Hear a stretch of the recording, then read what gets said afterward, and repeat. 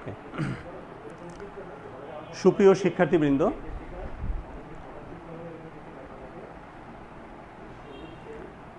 শিক্ষার্থীবৃন্দ, অনার্স চতুর্থ বর্ষ, বাংলা বিভাগ, সরকারি তুলারাম কলেজ। তো আমি আমার প্রিয় শিক্ষার্থী যারা আছো, আমি তোমাদের আজকের এই অনলাইন ক্লাসে আমি স্বাগত জানাচ্ছি। তো প্রিয় শিক্ষার্থীরা, তোমাদের আমার এই অনার্স চতুর্থ বর্ষের শিক্ষার্থীদের আমি বলছি, তোমাদের যে কোর্সটা আমি পড়াই বাংলা সাহিত্যের ইতিহাস, বাংলা সাহিত্যের ইতিহাসের আমি এই কোর্সের তোমাদের অলরেডি একটা ক্লাস নিয়েছি, সেটা হচ্ছে বাংলা উপন্যাস নিয়েছি। আমি আজকে তোমাদের যে বিষয়টা আলোচনা করব সে বাংলা সাহিত্যের অতি গুরুত্বপূর্ণ একটি বিষয়, অর্থাৎ বাংলা ছোট গল্প। আমি তোমাদের বাংলা ছোট গল্প নিয়ে আলোচনা করব। তো প্রিয় শিক্ষার্থীরা, যেহেতু বাংলা সাহিত্যের ইতিহাস, হ্যাঁ, সেই ইতিহাসের যেই বিষয়টা আমি আলোচনা করব বাংলা ছোট গল্প, আমি আবার বলছি বাংলা ছোট গল্প। ছোট গল্প কিন্তু আমাদের কাছে অনেকের কাছে খুব প্রিয়, হ্যাঁ, প্রিয় একটা বিষয়। আমরা সবাই গল্প বলতে ভালোবাসি, আমরা গল্প পড়তে ভালোবাসি, আমরা অনেকে আছে গল্প লিখতে ভালোবাসেন। সেই গল্পের যে প্রেক্ষাপট, অর্থাৎ তোমাদের সিলেবাসের যে অংশটুকু, সেই অংশটুকু হচ্ছে আমরা যেটাকে বলি 1947 থেকে, অর্থাৎ বাংলা সাহিত্যের ইতিহাসের যে অংশটা তোমাদের পাঠ্য, সেটা হচ্ছে 1947 থেকে আমরা বলি 2000। তাহলে এই অংশে বাংলা ছোট গল্প, নিয়ে আমি আলোচনা করব। তো প্রিয় শিক্ষার্থীরা, তোমরা অনার্স তৃতীয় বর্ষে ছোট গল্প পড়েছ, সেখানে ছোট গল্পের সংজ্ঞা পড়েছ। ছোট গল্প কি সেই বিষয়ে তোমাদের আলোচনা করা হয়েছে। আমি কিন্তু আজকে ছোট গল্পের সংজ্ঞা আমি ওভাবে আলোচনা করব না। আমি এই 47 থেকে যে 2000 এই সময়ের মধ্যে বাংলা সাহিত্যের যে উল্লেখযোগ্য ছোট গল্পগুলো আছে, সে ছোট গল্পের বিষয় ভাবনা, সেই ছোট গল্পের যে আমাদের সমাজের যে বিষয়গুলো, সমাজের যে ভাবনাগুলো এই ছোট গল্পের মধ্যে স্থান পেয়েছে, আমি সেই বিষয়টা আলোচনা করার চেষ্টা করব। তো প্রিয় শিক্ষার্থীরা, আমি তোমাদের যে বিষয়টা আলোচনা করব 47 থেকে 2000, এই 2000 মধ্যে ছোট গল্পের ইতিহাসটা আমি আলোচনা করব। এবং তোমরা জানো ছোট গল্পের ইতিহাস, আমি তো বলেছি আমাদের গদ্যের শুরু হয়েছে কিন্তু 1800 সালের পরে, 1801 সাল থেকে কিন্তু আমরা বাংলা গদ্যের আমাদের সূচনা হয়েছে। তোমরা এই ইতিহাসটা অনার্স থার্ড ইয়ারে পড়েছ।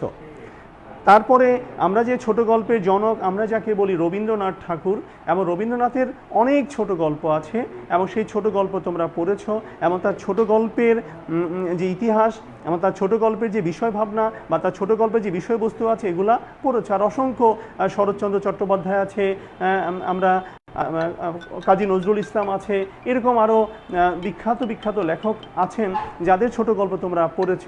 তাহলে আমরা যে বিষয়টা আলোচনা করব ছোট গল্পের, সেই বিষয়টা হচ্ছে আমরা 47 থেকে আমরা 2000 এই সময়ের মধ্যে আমরা বাংলা ছোট গল্প নিয়ে আলোচনা করার চেষ্টা করব। তাহলে আমরা যদি একটু ইতিহাসের বিষয়টা বিবেচনা করি, আমি কিন্তু পড়াচ্ছি তোমাদের সিলেবাসের অংশ কিন্তু বাংলা সাহিত্যের ইতিহাস। যেহেতু তোমাদের সিলেবাসের অংশ বাংলা সাহিত্যের ইতিহাস, আমি সেই ইতিহাসের মধ্যে আমি বাংলা সাহিত্যের ছোট গল্পের ইতিহাস নিয়ে আলোচনা করব। আর সময়কাল অবশ্যই 47 থেকে 2000, এবং 47-এর আগে কিন্তু অনেক ছোট গল্প ছিল। আমরা সেইভাবে যদি বিশ্লেষণ করি তাহলে আমরা সেভাবে ছোট গল্প আমরা মূল্যায়ন করার চেষ্টা করব।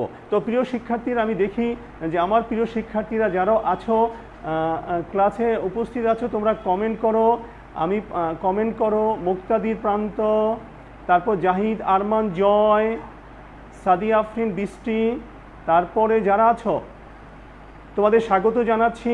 তোমাদের যদি কোনো প্রশ্ন থাকে তোমরা কমেন্ট করো, আমি মাঝে মাঝে আমি তোমাদের ফলো করব। যারা আমার এই মুহূর্তে যারা ক্লাসে অংশগ্রহণ করেছো তারা কমেন্ট করো, আমি কমেন্ট অনুসারে তোমাদের কোনো প্রশ্ন থাকলে, তোমাদের কোনো বিষয় ভাবনা থাকলে, তোমাদের কিছু জানার থাকলে আমি সেগুলো উত্তর দেওয়ার চেষ্টা করব। তো প্রিয় শিক্ষার্থী, আমি আবারও যারা আমার অনলাইন ক্লাসে এই মুহূর্তে যারা উপস্থিত আছো তাদেরকে আমি স্বাগত জানাচ্ছি। হ্যাঁ, তাহলে এবার আমরা ইতিহাসে যাই যে আসলে ছোট গল্পের ইতিহাসটা কি। ছোট গল্পের 47 থেকে 2000-এর যে ছোট গল্পের প্রেক্ষাপটটা যদি একটু আমরা আলোচনা করি যে এই বাংলা ছোট গল্পের সমৃদ্ধির সময়টা কি, তাহলে বাংলা ছোট গল্পের যে সমৃদ্ধির কথা যদি ভাবি, তাহলে বাংলা ছোট গল্প কিন্তু খুব অল্প সময়ের মধ্যে সমৃদ্ধি লাভ করেছে। আমরা যে সেই হিসাবে দেখি যে দেখো, আমি যদি একটু ইতিহাসটা বলি, যে বাংলা ছোট গল্পের ইতিহাসটা যদি একটু বলার চেষ্টা করি, তাহলে তোমরা একটু বোঝার চেষ্টা করো যে বাংলা ছোট গল্পের ইতিহাস স্বল্প সময়ের মধ্যে সমৃদ্ধির পর্যায়ে অগ্রসর হয়েছে। অর্থাৎ আমরা যে ছোট গল্প, আমরা যে আজকে আমাদের যে শুরু 47-এর পরে দেশ বিভাগ, এবং দেশ বিভাগের পর থেকেই কিন্তু আমরা মূলত আমরা আমাদের ছোট গল্পের ইতিহাস নিয়ে আমরা বিচার বিশ্লেষণ করব। তাহলে দেশ বিভাগের পরে সময় কিন্তু খুব বেশি না, এই অল্প সময়ের মধ্যে বাংলা সাহিত্যের ছোট গল্প কিভাবে সমৃদ্ধি লাভ করলো সেটা আমরা জানার চেষ্টা করব। এবং তাহলে এই যে ছোট গল্পের কথা বলছি, তাহলে দেখো এর মধ্যে এই যে আমাদের ছোট গল্পের যে সমৃদ্ধি লাভ করলো, এর মধ্যে অবশ্যই কয়েকজন প্রতিশ্রুতিশীল লেখক ছিলেন। সেই প্রতিশ্রুতিশীল লেখকের আবির্ভাবের ফলে আমাদের এই ছোট গল্পের কিন্তু খুব দ্রুত বিকশিত হয়েছে। তাহলে এই যে কিছু প্রতিশ্রুতিশীল লেখক, তাদের গল্প লেখার ফলে, তাদের আবির্ভাবের ফলে, তাদের হাতে বাংলা ছোট গল্প খুব অল্প সময়ের মধ্যে সমৃদ্ধি লাভ করেছে। আমি কিন্তু ছোট গল্পের সংজ্ঞায় যাচ্ছি না, কারণ যেহেতু আমরা তৃতীয় বর্ষের সংজ্ঞাটা পড়েছো, আমি কিন্তু আমার বিষয়টা হলো ছোট গল্পের ইতিহাস, যে কিভাবে বাংলা ছোট গল্পের সমৃদ্ধি লাভ করলো, কিভাবে বাংলাদেশের ছোট গল্পের সমৃদ্ধি লাভ করলো, আমি কিন্তু সেই বিষয়গুলো আলোচনা করার চেষ্টা করব। তো প্রিয় শিক্ষার্থীরা, আর ছোট গল্প তো বলছি আমাদের একেবারে হৃদয়ের কথা বলে ছোট গল্প। আর ছোট গল্প তো যে ছোট গল্পের সঙ্গে আমরা এইভাবে বলতে পারি যে ছোট গল্পটা মানে হঠাৎ শেষ হয়ে যায়, হঠাৎ শুরু হঠাৎ শেষ। অর্থাৎ কখন ছোট গল্প শুরু হবে আবার কখন শেষ হবে, এই যে একটা আগ্রহ বোধ, এটা কিন্তু আমাদের ভিতরে কাজ করে। এই জন্য আমরা ছোট গল্প আমাদের হৃদয়কে টানে। ছোট গল্পের যে ঘটনাগুলো আছে সেগুলো আমরা বারবার ভাবার চেষ্টা করি। এই ছোট গল্পের যেমন আমরা বিখ্যাত, যদি রবীন্দ্রনাথের ছোট গল্প আছে, পোস্টমাস্টার গল্পের কথা বলতে পারো। রবীন্দ্রনাথ অনেকগুলো বিখ্যাত ছোট গল্প আছে, তার এক রাত্রি গল্পের কথা বলতে পারো। আমরা আবার আবুল মনসুর আহমেদের কথা বলবো, আমি ইতিহাসে পরে আসবো, তার বিখ্যাত গল্প আছে আয়নার গল্পের কথা বলতে পারো। এবং এরকম অনেক গল্প আছে, সেগুলো পরে আলোচনা করব। তাই এই লেখকদের ফলে কিন্তু বাংলা ছোট গল্পের সমৃদ্ধি লাভ করেছে। এবং এই সমৃদ্ধির ইতিহাস আমরা যদি দেখি, তাহলে কিভাবে বাংলা ছোট গল্পের সমৃদ্ধি লাভ করলো সেই বিষয়টা আমি একটু আলোচনা করার চেষ্টা করব, যে 47-এর পরে সত্যিকার অর্থে বাংলা ছোট গল্প কিভাবে সমৃদ্ধি লাভ করব সেটা মাথায় রাখতে হবে। যেহেতু তোমাদের সিলেবাসের অংশ 47, কিন্তু 47 থেকে কিন্তু আমরা শুরু করব, কিন্তু 47-এর আগে কিন্তু আরও অনেক ছোট গল্প আছে। ওখান থেকে যদি শুরু না করতো, অর্থাৎ 47-এর আগে যদি বাংলা ছোট গল্প শুরু না হতো, তাহলে কিন্তু আমরা 47-এর পরে কিন্তু আমরা বাংলা ছোট গল্পে সমৃদ্ধি লাভ করতে পারতাম না। তো যেহেতু 47-এর আগে বাংলা ছোট গল্পের সূচনা হয়েছে এবং অনেক গুণী লেখক আমরা পেয়েছি, অনেক গুণী ছোট গল্পকার পেয়েছি, যাদের নাম আমি বললাম নজরুল ইসলাম, কবি কাজী নজরুল ইসলাম, আমি বললাম রবীন্দ্রনাথ ঠাকুর, আমি বলতে পারি প্রমোদ চৌধুরী প্রবন্ধকার, যদিও আমি বলতে পারি আরও যারা আছেন লেখক যারা আছেন, তাদের সেই ছোট গল্প তারা শুরু করেছিলেন বলে আমরা 47-এর পরে সত্যিকার অর্থে আমরা কিন্তু ছোট গল্পে সমৃদ্ধি লাভ করেছি। তো প্রিয় শিক্ষার্থীরা, সেই বিষয়গুলো তোমাদের একটু খেয়াল রাখতে হবে। আমি যদি ইতিহাসটা বলি, দেখো বাংলা ছোট গল্পের ইতিহাস বিভাগ পূর্বকালের ঐতিহ্যের অনুসারে, অর্থাৎ আমরা যে ছোট গল্পটা ধারণ করে যাচ্ছি, এই যে 47 থেকে 2000, এর সূচনাটা হয়েছে কিন্তু এই 47-এর আগে। অর্থাৎ 47-এর আগে ছোট গল্প শুরু হয়েছে বলে কিন্তু আমরা 47-এর পরে আমরা খুব দ্রুত সময়ের মধ্যে, খুব অল্প সময়ের মধ্যে আমরা বাংলা ছোট গল্পে সমৃদ্ধি লাভ করতে সক্ষম হয়েছি। তো প্রিয় শিক্ষার্থীরা, এরপর দেখো তাহলে এই সূচনার পিছনে কাদের ভূমিকা ছিল? আমাদের প্রবীণ যে ছোট গল্পকার ছিলেন, যারা 47-এর আগে ছোট গল্পের ধারা সূচনা করেছিলেন, সেই প্রবীণ ছোট গল্পকারদের কারণে কিন্তু 47-এর পরে আমরা ছোট গল্পে আমরা অগ্রসর হয়েছি। আমরা অনেক সুন্দর সুন্দর ছোট গল্প লিখেছি, আমরা অনেক সুন্দর সুন্দর ছোট গল্প পেয়েছি। তাহলে দেশ বিভাগের পরবর্তী পর্যায়ে আমরা 47-এর পর অর্থাৎ দেশ বিভাগের পরবর্তী পর্যায়ে আমরা বাংলা সাহিত্যে যে ছোট গল্প পেয়েছি, ওই প্রবীণ ছোট গল্পকারদের কারণে কিন্তু দ্রুত আমরা ছোট গল্পে আমাদের গতি প্রবাহিত হয়েছে। তোকে প্রিয় শিক্ষার্থীরা, এই জন্য তোমাদের যেহেতু পাঠ্যভুক্ত হচ্ছে ইতিহাস, তোমাদের ইতিহাসটা মনে রাখতে হবে। আর থার্ড ইয়ারে পড়েছো তোমরা, ছোট গল্পের সংজ্ঞা পড়েছো, ছোট গল্পের অনেক কিছু তোমরা পড়েছো ছোট গল্প নিয়ে, কিন্তু আমাদের আজকে পাঠ্যের বিষয় কিন্তু বাংলা ছোট গল্পের ইতিহাস। এবার আমরা যদি একটু চিন্তা করি যে ছোট গল্পের আকৃতি প্রকৃতি কিভাবে হয়েছে, তাহলে আমরা যদি একটু দেখি, দেখো ছোট গল্প তার নিজস্ব আকৃতি ও প্রকৃতিগত বৈশিষ্ট্যের জন্য জনপ্রিয়তার শীর্ষে অবস্থান করে। তাহলে ছোট গল্প যখন আমরা চিন্তা করব, তখন ছোট গল্পের যে বিষয় ভাবনা আসতে হবে সেটা হচ্ছে আকৃতি ও প্রকৃতি। আমরা যদি আকৃতি ও প্রকৃতি বিচার করি ছোট গল্পের, এই বিষয়টা আমাদের একটু মনে রাখতে হবে। আমরা একটু ছোট গল্পের একটু সামান্য পর্যায়ের বিষয়টা আলোচনা করলাম, সেটা যে কত দ্রুত সময় ছোট গল্পটা প্রসারিত হয়েছে বা কত দ্রুত বাংলা ছোট গল্পটা সমৃদ্ধ হয়েছে, তার আগে আলোচনা করেছি। এখন আমরা যদি বলি যে ছোট গল্পের আকৃতি প্রকৃতি, এই বিষয়টা নিয়ে যদি আমরা একটু ভাবার চেষ্টা করি, তাহলে কি আসে যে ছোট গল্প তার নিজস্ব আকৃতি ও প্রকৃতিগত বৈশিষ্ট্যের জন্য জনপ্রিয়তার শীর্ষে অবস্থান করেছে। এখন আমাদের দেখো সাহিত্যের অনেকগুলো ধারা আছে, আমাদের কবিতা আছে।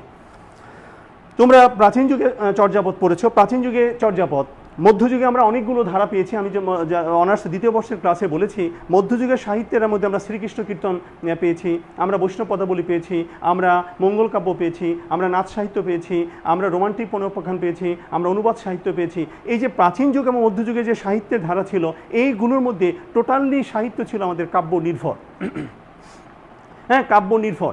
এখন এই যে কাব্য নির্ভর সাহিত্য ছিল, মধ্যযুগে এসে আমাদের আধুনিক যুগে এসে আমাদের শুরু হলো বাংলা গদ্যের সূচনা হলো, এবং গদ্যের পরে কিন্তু সাহিত্যের অনেকগুলো শাখা প্রশাখা বেরিয়ে গেল। আমরা সেখানে পেলাম ছোট গল্প পেলাম, আমরা সেখানে প্রবন্ধ পেলাম, আমরা সেখানে নাটক পেলাম, আমরা সেখানে উপন্যাস পেলাম, আমরা সেখানে রম্য রচনা পেলাম। এই যে অনেকগুলো ধারা পেয়েছি। এখন এতগুলো ধারার মধ্যে আধুনিক যুগে বাংলা সাহিত্যের এতগুলো ধারা আমি বললাম, আমি কি বলেছি? আমি বলেছি ছোট গল্পের কথা বলেছি, আমি নাটকের কথা বলেছি, আমি উপন্যাসের কথা বলেছি, আমি প্রবন্ধের কথা বলেছি, আমি রম্য সাহিত্যের কথা বলেছি।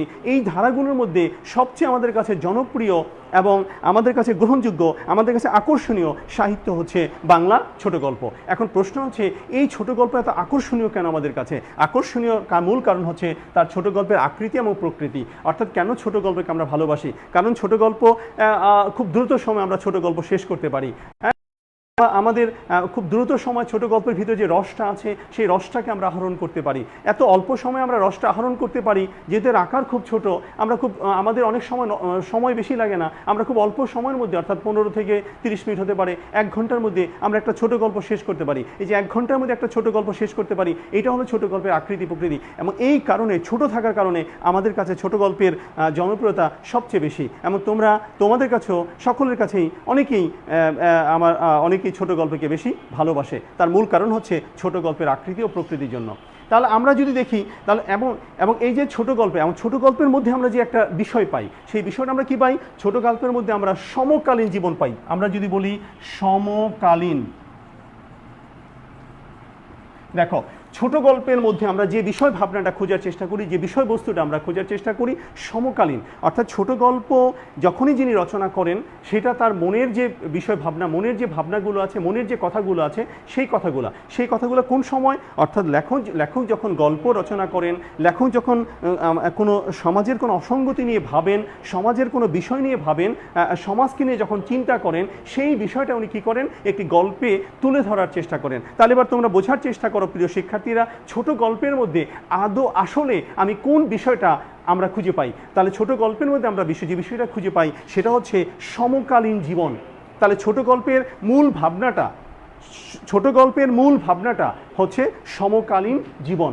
আর এই সমকালীনের জীবনের ভাবনাটা ছোট গল্পের মধ্যে আছে বলেই আমরা ছোট গল্প আমাদের কাছে এত জনপ্রিয়, ছোট গল্পকে আমরা এত ভালোবাসি। এবং ছোট গল্প আমাদের সমাজের যেহেতু আমরা সাহিত্যকে দর্পণ বলি, তো ছোট গল্প হচ্ছে স্পেশালি একটি দর্পণ হিসাবে, সমকালীন জীবনের দর্পণ হিসাবে, সমকালীন জীবনের গল্প হিসাবে ছোট গল্পটা আমাদের কাছে এত আকৃষ্ট।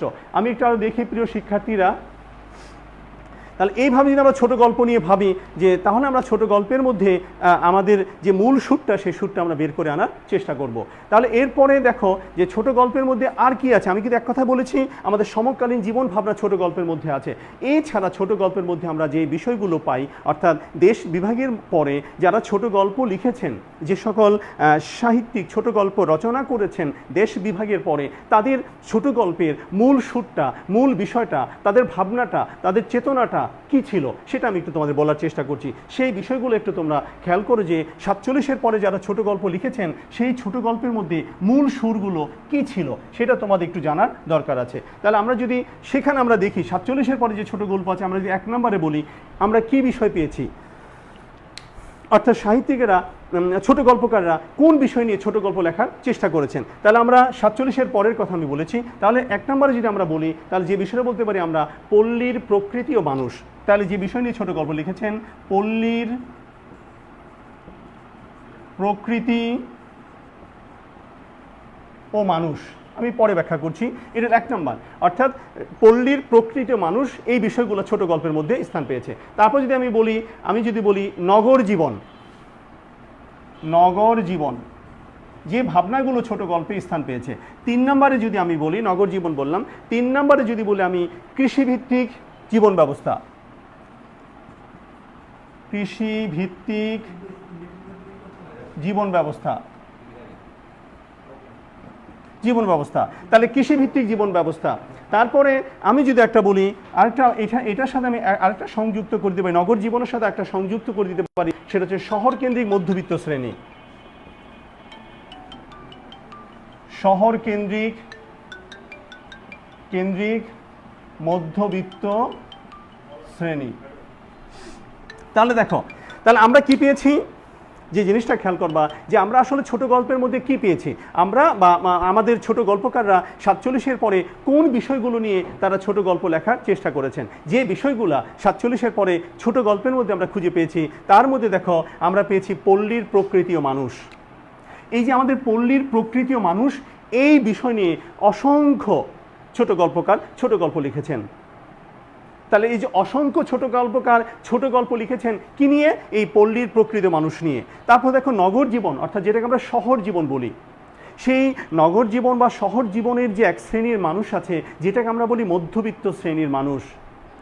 এই যে মধ্যবিত্ত শ্রেণীর মানুষের যে জীবন যন্ত্রণাগুলো আছে, বা মধ্যবিত্ত শ্রেণীর মানুষের যে জীবন বোধগুলো আছে, মধ্যবিত্ত শ্রেণীর মানুষের যে জীবনের যে কষ্টগুলো আছে, সেগুলো নিয়ে অসংখ্য ছোট গল্প রচিত হয়েছে। এই জন্য বলি দেখো শহর কেন্দ্রিক মধ্যবিত্ত শ্রেণী।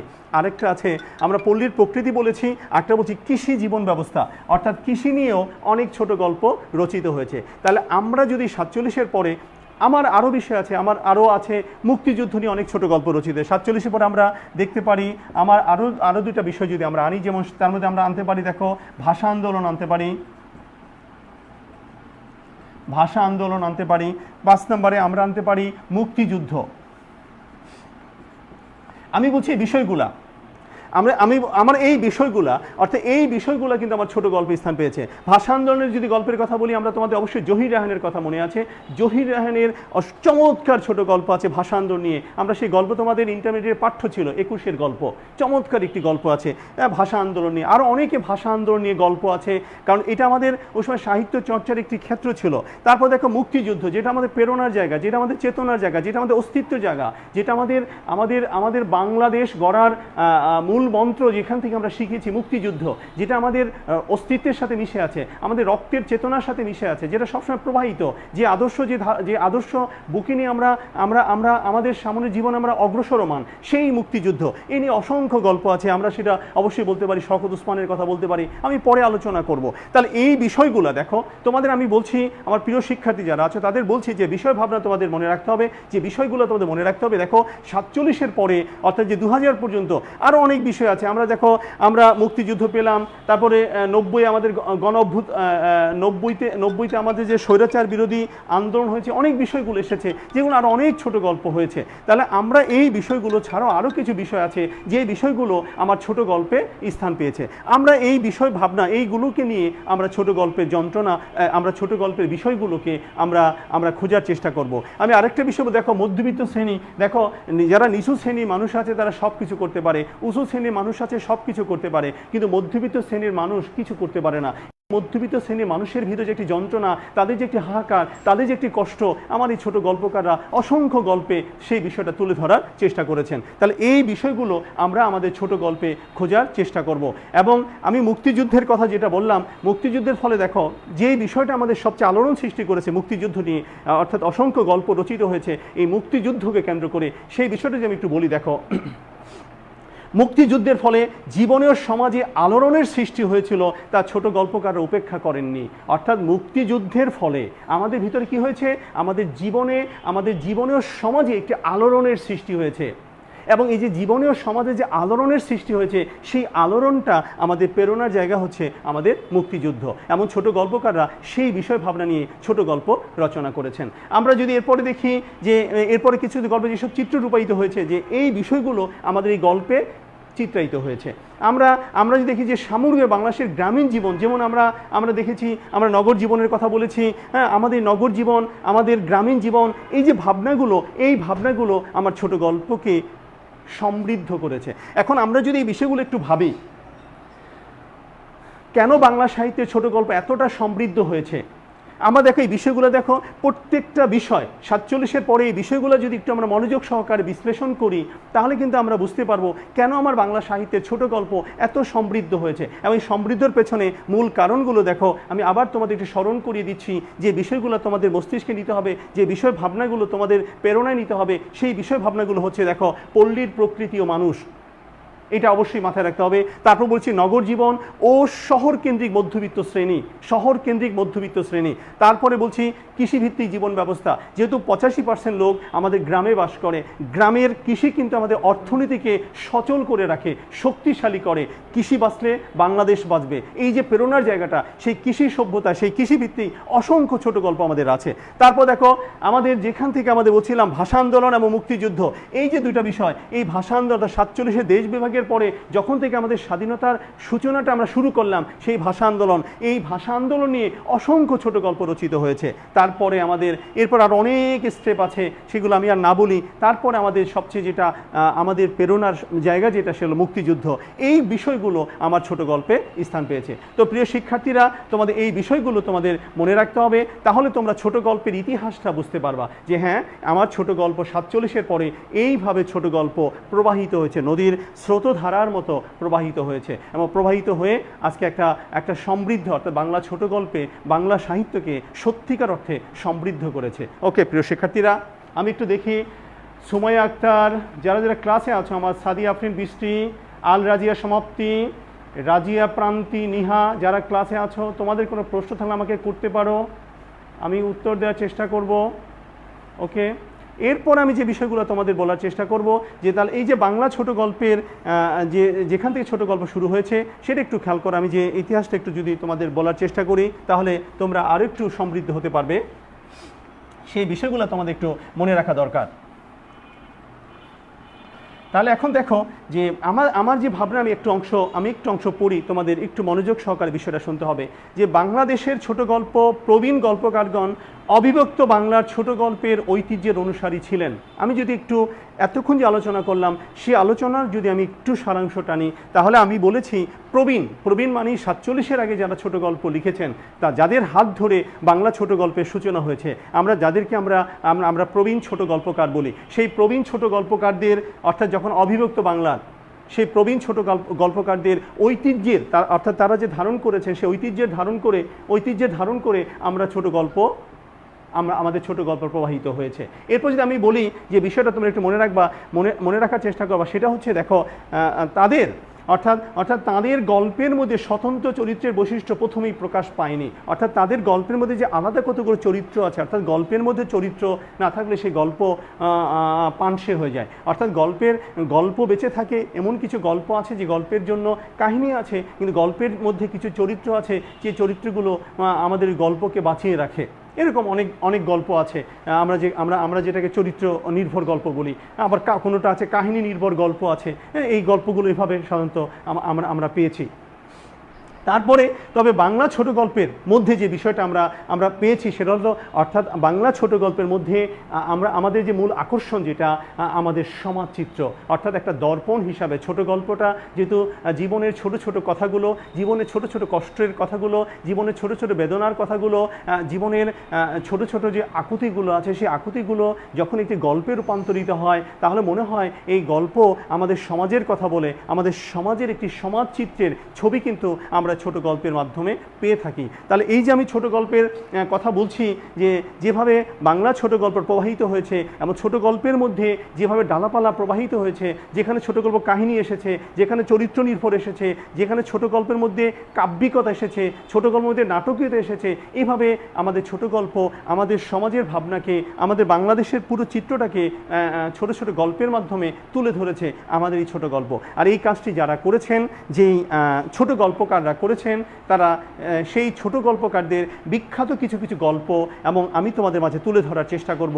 তাহলে বুঝতে পারবে যে এই গল্পগুলো আমাদের সমাজ পরিবর্তনে, আমাদের সমাজের চিত্র কিভাবে তারা তুলে ধরার চেষ্টা করেছেন, আমাদের সমাজের কোথায় কোথায় অসঙ্গতিগুলো আছে, কোন কোন জায়গায় সমস্যাগুলো আছে, সেই সমস্যাগুলো তারা মনে হয় একজন শিল্পী যখন ছবি আঁকে তারা ঠিক একেবারে জীবন্ত ছবি এঁকে তুলে ধরেছেন যে সমাজের এই এই জায়গায় ক্ষত আছে, সমাজের এই এই জায়গায় অসঙ্গতিগুলো আছে। এই অসঙ্গতিগুলো আমার এই গল্পকারগণ ছোট গল্পের মাধ্যমে তুলে ধরার চেষ্টা করেছেন, যার ফলে সত্যিকার অর্থে আমরা আমাদের সমাজ পরিবর্তনে এই ছোট গল্পগুলো মুখ্য ভূমিকা পালন করেছে। আমি সেই গল্পগুলো, ছোট গল্পকারের নামগুলো আলোচনা করব।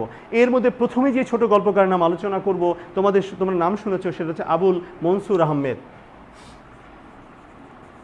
আবুল মনসুর নাকি আবুল মনসুর। এই যে আমি ওনার নামটা বললাম যে আবুল মনসুর আহমেদ, ওনার যে ছোট গল্পগুলো আছে, নাম শুনলে আমরা দেখব যে আসলে সমাজের কোথায় কোথায় আমাদের অসঙ্গতিগুলো আছে। সেই আবুল মনসুর আহমেদের উনি একজন বিখ্যাত ছোট গল্পকার ছিলেন। ওনার যে গল্পগুলো আছে, দেখো আমি আগেই বলেছি, একটা আয়না, যে আয়না আমরা বলি, আমরা দর্পণ যাকে বলি আয়না, এই যে আয়না ছোট গল্পটা আছে, তোমরা ছোট গল্পের ইতিহাস তো পড়েছ এবং ছোট গল্পটা পড়বা, আয়না ছোট গল্পটা পড়লে বুঝতে পারবা যে আমাদের সমাজের কোন জায়গায় ওনারা আঘাত করেছেন, আমাদের সমাজের কোথায় অসঙ্গতিতে, অর্থাৎ কোন জায়গার মধ্যে আঘাত করলে আমাদের সমাজটা পরিবর্তন হবে, এই আয়না গল্পের মধ্যে আবুল মনসুর আহমেদ সেটা তুলে ধরার চেষ্টা করেছেন। এই আয়না ছাড়া আছে ফুড কনফারেন্স, আছে আসমানি পর্দা, গালিভারের সফরনামা। এই যে গল্পগুলো, প্রত্যেকটা গল্প খুব তাৎপর্যপূর্ণ, এবং এই যে প্রত্যেকটা গল্প যে খুব তাৎপর্যপূর্ণ, এই গল্পগুলো, এই গল্পের বিষয়গুলো আমাদের কাছে খুব গুরুত্ব বহন করে। তার মধ্যে তো আয়না, অর্থাৎ তোমরা পড়েছ, তোমাদের ডিগ্রিতে পাঠ্য আছে যে আমাদের পীরেরদের যে কর্মকাহিনী, সেটা কিন্তু আমরা আয়না গল্পের মধ্যে পাবো, যে তারা কিভাবে মানুষকে, গ্রামের সহজ সরল মানুষকে কিভাবে বোকা বানিয়ে নিজের স্বার্থটাকে উদ্ধার করার চেষ্টা করে। এই যে নিজের স্বার্থটাকে উদ্ধার করার চেষ্টা করে, এবং একটা ধর্মকে ব্যবহার করে, সেই বিষয়টা আমরা কিন্তু এই আয়না গল্পের মধ্যে পাবো। বন্যার্থদের ফুড কনফারেন্স চমৎকার একটি গল্প। এরকম সেই গল্পগুলো যদি আমরা পড়ি, তাহলে আমাদের কি কথা বলবে, আমাদের সমাজের যে চিত্রটা, সেই সমাজের চিত্রটা কিন্তু উনি তুলে ধরার চেষ্টা করেছেন। তাহলে আমি যদি এক কথা বলি যে আবুল মনসুর আহমেদের গল্পের মধ্যে কোন বিষয়টা আছে, আমরা যদি এক কথায় বলার চেষ্টা করি, তাহলে আমরা যে কথাটা বলবো সেটা হচ্ছে, দেখো, সমকালীন সমাজ জীবনে বিরাজমান অন্যায় অনাচারের প্রতি সুতীব্র ব্যঙ্গ প্রকাশ করার জন্য তার গল্পগুলো বিশেষ তাৎপর্যপূর্ণ বলে বিবেচনার যোগ্য। অর্থাৎ সমকালীন জীবনের যে সমস্যাগুলো আছে, সেই সমকালীন জীবনের সমস্যাগুলো তুলে ধরে, ব্যঙ্গাত্মকভাবে তুলে ধরে আমাদের সমাজের ক্ষতটাকে বোঝানোর চেষ্টা করেছেন কে? আবুল মনসুর আহমেদ। এই জন্য আবুল মনসুর আহমেদের গল্প আমাদের কাছে খুব বিখ্যাত গল্প।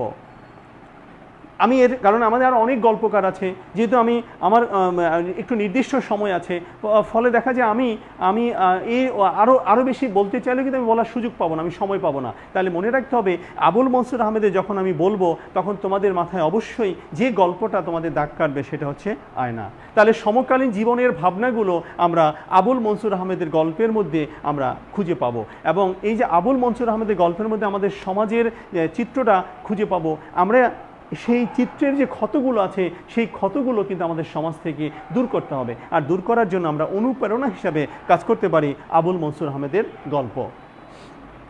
এরপরে তোমরা যার নাম মনে রাখবা, উনি হচ্ছেন আমাদের আবুল ফজল। আবুল ফজলের যে গল্পগুলো আছে দেখো, আমরা যদি আবুল ফজলের কথা বলি, দেখো আবুল ফজলের সময়কালটা যদি দেখো, আমরা বলি 1903 থেকে 1983। এই যে আবুল ফজলের যে বিখ্যাত গল্পগুলো আছে সেগুলো যদি আমরা দেখি, দেখো এখানেও ওনার মাটির পৃথিবী আছে, মৃতের আত্মহত্যা আছে, নির্বাচিত গল্প আছে। তাহলে আমরা যদি বলি মাটির পৃথিবী আরও লিখতে পারি, আমি লিখছে না। তাহলে আবুল ফজলের এই যে সময়কালটা দেখো 1903 থেকে 1983, যেহেতু 47-এর পরে, অর্থাৎ ওনার যে গল্পগুলো আছে সেই গল্পের এই যে আমি যে গল্পের নামগুলো বললাম সেই নামের মধ্যে বলেছি আমি মাটির পৃথিবী বলেছি, আয়না বলেছি, মৃতের আত্মহত্যা বলেছি, নির্বাচিত গল্প বলেছি এবং শ্রেষ্ঠ গল্প। তাহলে ওনার গল্পের মধ্যে অর্থাৎ আবুলের ফজলের এই গল্পগুলো আছে, এই গল্পগুলোর মধ্যে কি বিষয়টা আছে, উনি যে গল্প লিখেছেন, আবুল ফজল যে গল্পগুলো লিখেছেন সেই গল্পের ভাবনার মধ্যে অর্থাৎ এই গল্পকারের ভাবনার মধ্যে কোন সুরটা অর্থাৎ সমাজের কোন সুরটা ভেসে উঠেছে, সেই সুরটা কি, সেই সুরটা যে আমরা খুঁজি। দেখো সমাজচিত্র হিসাবে তার গল্পগুলো প্রশংসিত। সমাজচিত্র তার মানে কি, আমাদের সমাজের যে কথাগুলো আছে, আমাদের সমাজের যে সমস্যাগুলো আছে, আমাদের সমাজের যে বেদনাগুলো আছে, আমাদের সমাজের যে নানাবিধ সমস্যাগুলো আছে, সেই সমস্যাগুলো যে গল্পের মধ্যে, যার গল্পের মধ্যে স্থান পেয়েছে তিনি হচ্ছেন আবুল ফজল। তাহলে এছাড়াও শুধু এই যে সমাজচিত্রের গল্প, এছাড়াও তার গল্পের মধ্যে প্রেমের বিচিত্র প্রকাশও আছে। প্রেমের যে বিচিত্র প্রকাশ, সেই অর্থাৎ আমরা সেই প্রেমের কিছু গল্প কিন্তু আমরা আবুল ফজলের মধ্যে খুঁজে পাই। এছাড়া আমরা পাই তার সমকালীন যে বিভিন্ন দিকগুলো আছে, সেই সমকালীন দিকগুলো আমরা তার গল্পের মধ্যে পাচ্ছি। তাহলে কি পাচ্ছি, আবুল ফজলের গল্পগুলোর মধ্যে আমরা যে বিষয়গুলো পাচ্ছি, আমরা সমাজচিত্রের বিষয় পাচ্ছি, আমরা সমকালীন বিভিন্ন ভাবনাগুলো পাচ্ছি, আমরা প্রেম সম্পর্কিত আমরা কিছু গল্প পাচ্ছি। এই হচ্ছে 47-এর পরে আবুল ফজলের গল্পের কিছু বৈশিষ্ট্য। এরপরে আমরা যার কথা বলবো সেটা দেখো আবু জাফর শামসুদ্দিন। যদি আমরা বলি, দেখো তার গল্পের বৈশিষ্ট্য কী ছিল। আবু জাফর শামসুদ্দিন যদি বলি আমরা,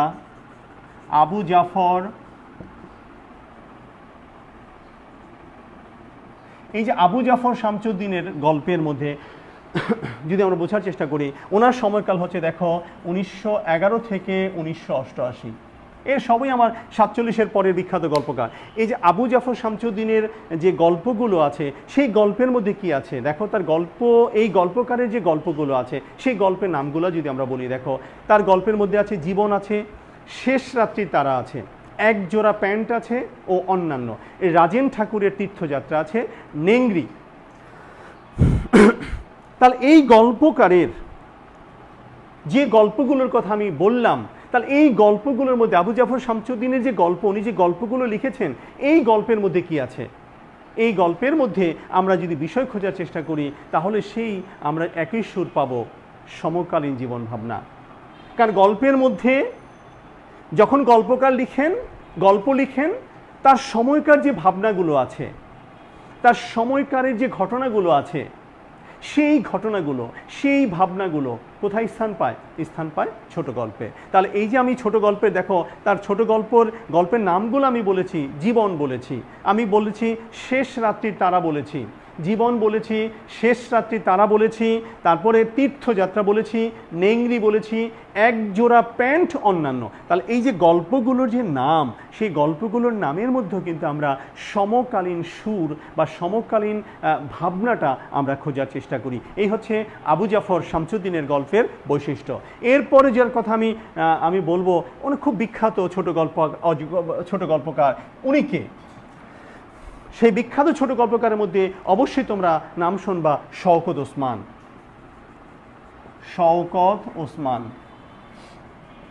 শওকত ওসমানকে যদি আমরা গল্পকার বলি ভুল হবে। শওকত ওসমান কিন্তু কথা সাহিত্যিক। তোমরা যখন উপন্যাস আমি তোমাদের পড়িয়েছি, সেই উপন্যাসে বলেছি শওকত ওসমানের কথা বলেছি, গল্পেও শওকত ওসমান। তাহলে উপন্যাসে শওকত ওসমান, গল্পে শওকত ওসমান। তাহলে এই শওকত ওসমানের মধ্যে যে ভাবনাটা সবচেয়ে বেশি কাজ করেছে, সেই ভাবনাটা কি? সেই ভাবনাটা আমরা যদি দেখি সমকালীন ভাবনা তো আছেই, কিন্তু তারপরে ওনার গল্প উপন্যাসের মধ্যে মূল আকর্ষণের জায়গা ছিল মুক্তিযুদ্ধ। তাহলে আমরা মুক্তিযুদ্ধের কথা বলছি, তাহলে মুক্তিযুদ্ধের জন্য মুক্তিযুদ্ধের গল্প বা উপন্যাসের ক্ষেত্রে শওকত ওসমানের কিন্তু অনেক খ্যাতি রয়েছে। অর্থাৎ মুক্তিযুদ্ধকে কেন্দ্র করে উনি অসংখ্য ছোট গল্প লিখেছেন এবং অনেকগুলো উপন্যাস লিখেছেন, এবং সেই উপন্যাসের প্রেরণার জায়গা ছিল, তার উপন্যাস এবং ছোট গল্পের প্রেরণার জায়গা ছিল আমাদের মুক্তিযুদ্ধ। তাহলে আমি যদি তার কথা বলি, দেখো তার ছোট গল্পগুলোর মধ্যে কী কী আছে। শওকত ওসমানের ছোট গল্পগুলোর মধ্যে আছে জনু আপা ও অন্যান্য গল্প, সাবেক কাহিনী, পিজরাপোল, দিগবাজি, প্রস্তর ফলক, জন্ম যদি তব বঙ্গে। তাহলে এই যে ছোট গল্প, আরেকটা আছে মনিপ ও তাহার কুকুর, এগুলো হচ্ছে শওকত ওসমানের ছোট গল্প। তাহলে এই যে শওকত ওসমানের ছোট গল্পের মধ্যে, শওকত ওসমানের যে ছোট গল্পগুলো আমি বললাম, এই যে আমরা প্রস্তর ফলক বলি, আমরা বলি যদি তব বঙ্গে, এই যে তার ছোট গল্প, পিজার পোল, এই যে তার ছোট গল্পগুলো, এই ছোট গল্পগুলো, এই যে গ্রন্থের কথা বললাম ছোট গল্পের গ্রন্থ, এর মধ্যে আমাদের যে গল্পের যে বিষয়গুলো আছে সেই বিষয়গুলো কি আছে সেটা একটু দেখো। শওকত ওসমানের নিরীক্ষামুখী শিল্পী বলে তার রচনায় বিচিত্র স্বাদ ও আঙ্গিকের গল্প পাওয়া যায়, যেহেতু উনি নিরীক্ষাধর্মী। ওনার গল্পের মধ্যে পর্যবেক্ষণশীলতা আছে, এবং ওনার গল্পের মধ্যে পর্যবেক্ষণশীলতা আছে বা বিচক্ষণতা আছে, বা ওনার গল্পগুলো আমাদের নাড়া দেয়, আমাদেরকে নাড়া দেয়, আমাদেরকে জাগিয়ে তোলে। এই যে ভাবনা, এই বোধগুলা আমরা শওকত ওসমানের গল্পের মধ্যে খুঁজে পাই। তাহলে তোমরা যখন শওকত ওসমানকে নাম শুনবা, শওকত ওসমানকে যেমন উপন্যাসিক হিসাবে চিনবা, শওকত ওসমানকে কিন্তু ছোট গল্পকার হিসাবেও চিনতে হবে। উভয় দিকে তার সমান দক্ষতা ছিল, উনি সেইভাবে অগ্রসর হয়েছেন শওকত ওসমান। এবং শওকত ওসমানের যে বিষয়গুলো আছে দেখো, অর্থাৎ খুব ছোট আকারে গল্প অর্থাৎ তার গল্প ছোট আকারে, মানে আকৃতি দিক দিয়ে বিচার করি, উনি খুব ছোট আকারে গল্প রচনা করেছেন শওকত ওসমান। এবং অল্প কথায় গভীর ব্যঞ্জনা সৃষ্টিতে, মানে খুব কথা অল্প বলেছেন, কিন্তু অল্প কথা যে কটা কথা বলেছেন প্রত্যেকটা কথাই তার গল্পের মধ্যে নতুন একটি ব্যঞ্জনা সৃষ্টি করেছেন। এই কারণে কিন্তু শওকত ওসমানের গল্পগুলো আমাদের কাছে সবচেয়ে জনপ্রিয়। এরপরেও এছাড়া যদি আমি তার বিষয়গুলোর মধ্যে পাই, দেখো তার গল্পের মধ্যে আর কী কী বিষয় পাবো। শওকত ওসমানের নামটা মনে রাখবা। শওকত ওসমানের গল্পের মধ্যে আমরা আর কী কী বিষয়গুলো পাবো, সেই বিষয়গুলো আমি তোমাদের একটু দেখি কে কে আছো। সেই গল্পের মধ্যে যে বিষয়গুলো আমরা খোঁজার চেষ্টা করব, সেই গল্পের যে ভাবনাগুলো আছে সেই ভাবনাগুলোকে আমরা জানার চেষ্টা করব। সেই ভাবনাগুলো কি সেটা একটু দেখো। যে শওকত ওসমান যখন আমরা বলেছি, অবশ্যই মনে রাখতে হবে যে শওকত ওসমান মানে কিন্তু আমার মুক্তিযুদ্ধের, আমার প্রেরণার জায়গা, আমার চেতনার জায়গায় যে বিষয়গুলো নিয়ে উনি গল্প লিখেছেন সেই বিষয়গুলো কি। দেখো, সমাজ জীবনের বিচিত্র মানুষের পরিচয়, ওনার গল্পের মধ্যে কোন বিষয়গুলো আছে সেই বিষয়গুলো আমি একটু তুলে ধরার চেষ্টা করছি। সেখানে আমি বলেছি সমাজ জীবনের বিচিত্র মানুষের পরিচয়, জীবনের দারিদ্র্য, সংগ্রাম, ধর্মের বাহ্যিক রীতিনীতি, মতো আচার তার গল্পে লাভ পেয়েছে। তাহলে এই যে জীবনের যে গল্পগুলো, অর্থাৎ জীবনের যে কথাগুলো আছে, হ্যাঁ, আমাদের যে জীবন, আমাদের জীবনে অনেক কি বলে চড়াই উতরাই পার হতে হয়, জীবনটা অন্যরকম, জীবনের ভাবনাটা অন্যরকম। আমাদের সেই জীবনের ভাবনাটা, আমাদের জীবনের প্রতিনিয়ত সংগ্রাম করতে হয়। এই যে আমাদের জীবনের প্রতিনিয়ত সংগ্রাম করতে হয় টিকে থাকার জন্য, এই যে সংগ্রাম, সেখানে অবশ্যই দারিদ্রতা আছে, সেখানে বিভিন্ন, অর্থাৎ আমার জীবনে নানামুখী সমস্যাগুলো আছে, সেই সমস্যাগুলোকে প্রতিনিয়ত অতিক্রম করে আমাদের অগ্রসর হতে হয়। এই যে জীবনকে সংগ্রাম করে টিকে থাকতে, অর্থাৎ একটা শিশু যখন ভূমিষ্ঠ হয়, একটা শিশু যখন মায়ের পেটে থাকে, তখন সে মনে হয় পৃথিবীর স্বর্গে থাকে। যখন ওই শিশুরা যখন মায়ের পেট থেকে ভূমিষ্ঠ হয়, পৃথিবীতে আসে, চিৎকার করে একটা আওয়াজ দিয়ে বলে যে আমি পৃথিবীতে এসেছি। ঠিক ওই মুহূর্ত থেকে শিশুটি কেন চিৎকার দেয়? শিশুটি চিৎকার দেয় তাকে এই প্রতিকূল পরিবেশের সাথে তাকে টিকে থাকতে হবে। তাহলে এই যে একটা শিশু প্রতিকূল পরিবেশ থেকে তাকে টিকে থাকতে হবে, এবং মৃত্যুর আগ পর্যন্ত এই শিশুটিকে টিকে থাকতে, এই মানে অর্থাৎ শিশু যখন ভূমিষ্ঠ হয় তখন থেকে তার যে সংগ্রাম শুরু হয়, এবং আস্তে আস্তে বড় হয়ে যখন মারা যায় তখন কিন্তু পর্যন্ত, অর্থাৎ মৃত্যুর আগ পর্যন্ত প্রতিনিয়ত মানুষকে সংগ্রাম করে টিকে থাকতে হয়। এই যে প্রতিনিয়ত মানুষকে সংগ্রাম করে টিকে থাকতে হয়, এই টিকে থাকার নামই হচ্ছে জীবন।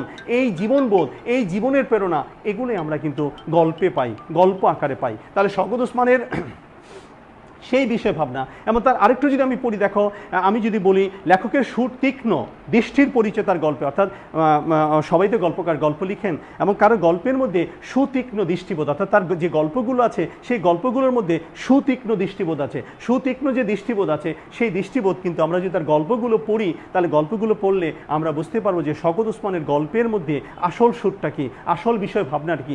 এই ভাবনাটা আমরা তার গল্পগুলো যদি পড়ি তাহলে আমরা বুঝতে পারবো।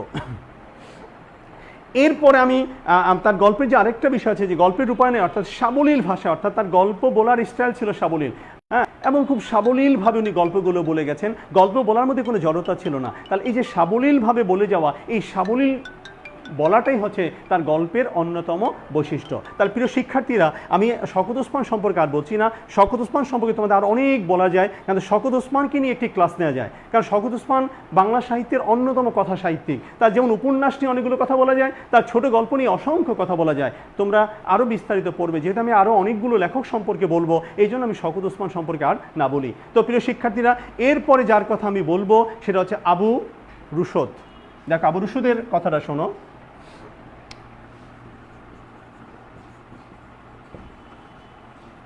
এই আবু রুশদের যে কথাটা আমি বললাম, এর যে সময়কালটা দেখো 1919 থেকে 2010, তাহলে এই যে 1919 থেকে 2010 এই সময়কালটা হচ্ছে আবু রুশদের সময়কাল। তাহলে আবু রুশদের যে গল্পগুলো আছে, দেখো তার গল্পের মধ্যে কি আছে, আমরা যদি তার গল্পের বিষয় ভাবনাটা দেখি, অর্থাৎ উনি যে গল্প লিখেছেন এই গল্পের মধ্যে ওনার বিষয় ভাবনাটা কি বা ওনার প্রেরণার জায়গাটা কি, সেটা যদি আমরা একটু খোঁজার চেষ্টা করি, তাহলে তোমরা বুঝতে পারবে যে আসলে ওনার প্রেরণার জায়গাটা কি, ওনার বিষয় ভাবনাটা কি। তাহলে ওনার গল্প সম্পর্কে তোমরা আরও বেশি জানতে পারবে। তাহলে সেই প্রেরণা জায়গা বলছে, দেখো তার গল্পে শহরে আবহাওয়া এবং আধুনিক সমাজের চিত্রে বেশি ফুটে রয়েছে। এই যে আমাদের জীবনযাত্রার মধ্যে, আমাদের জীবনের যে প্রবাহের মধ্যে আধুনিকতার ছোঁয়া, সেই আধুনিকতার ছোঁয়া কিন্তু আবু রুশদের গল্পের মধ্যে আমরা খুঁজে পাই। আরেকটা হচ্ছে আমাদের শহরের যে আবহাওয়া, অর্থাৎ শহরকেন্দ্রিক জীবনবোধ এবং মানুষের জীবন যে আধুনিক হওয়ার জন্য আধুনিকতার দিকে যে মানুষ ছুটছে, সেই বিষয় ভাবনাগুলো আমরা কিন্তু আবু রুশদের গল্পের মধ্যে পাই,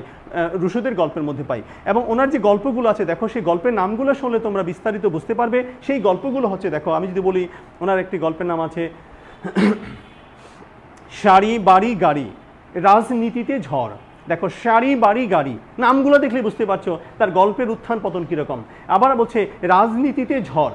আবার যে তার গল্পের বলি মহেন্দ্র মিষ্টান্ন ভাণ্ডার এবং ডোবা হলো দিঘি। এই যে তার গল্প গ্রন্থগুলো আছে, এই গল্প গ্রন্থগুলো যদি তোমরা একটু দেখো বা একটু পড়ার চেষ্টা করো, তাহলে কিন্তু আবু রুশদ সম্পর্কে বুঝতে পারবে যে আবু রুশদের গল্পের মূল ভাবনাটা কি, মূল বিষয়টা কি। আমরা যদি সেই হিসাবে দেখি, তাহলে তার গল্পের বিষয় ভাবনার যে আমরা খোঁজার চেষ্টা করি, এই যে আবু রুশদের গল্পের কথা বললাম, এই আবু রুশদের গল্পের মধ্যে আমরা যদি খোঁজার চেষ্টা করি, তার যে গল্প গ্রন্থগুলো আছে কি ভাবনা আছে, সেই ভাবনার মধ্যে আমরা যদি বলি, দেখো সমকালীন জীবনের বিচিত্র রূপ তার গল্পে তুলে ধরেছেন। চরিত্র চিত্রণে, গল্প বর্ণনায়, ভাষা ব্যবহারে তার প্রতিভার স্বাক্ষর রেখেছেন। সবাই গল্প লিখে, সেটা কাহিনী হোক, চরিত্র নির্ভর হোক, যেভাবেই হোক, কিন্তু ওনার গল্পের মধ্যে ভাষা ব্যবহারের দক্ষতা, গল্পের চরিত্র নির্মাণের যে গঠন কৌশল এবং আরও যে অর্থাৎ গল্পের যে নানা দিকগুলো আছে, সেই দিকগুলো বিচার বিশ্লেষণ করে, অর্থাৎ অত্যন্ত সূক্ষ্মভাবে উনি দক্ষতার সাথে উনি গল্প নির্মাণ করার চেষ্টা করেছেন। এ কারণে কিন্তু আবু রুশদ আমাদের কাছে এত বিখ্যাত গল্পকার হিসাবে। এরপর আমি যার কথা বলবো, তোমরা এর নাম শুনেছ, এই গল্পকারের সৈয়দ অলিউল্লাহ। এমন সৈয়দ অলিউল্লাহ যখন বলি যে আমাদের সমাজের যে সৈয়দ অলিউল্লাহ কিন্তু বাংলাদেশের বিভিন্ন অঞ্চলে ঘুরে বেরিয়েছেন, মানে বাবা চাকরি করেছেন, বাবা সরকারি কর্মকর্তা ছিলেন, বাবা সরকারি কর্মকর্তা ছিলেন।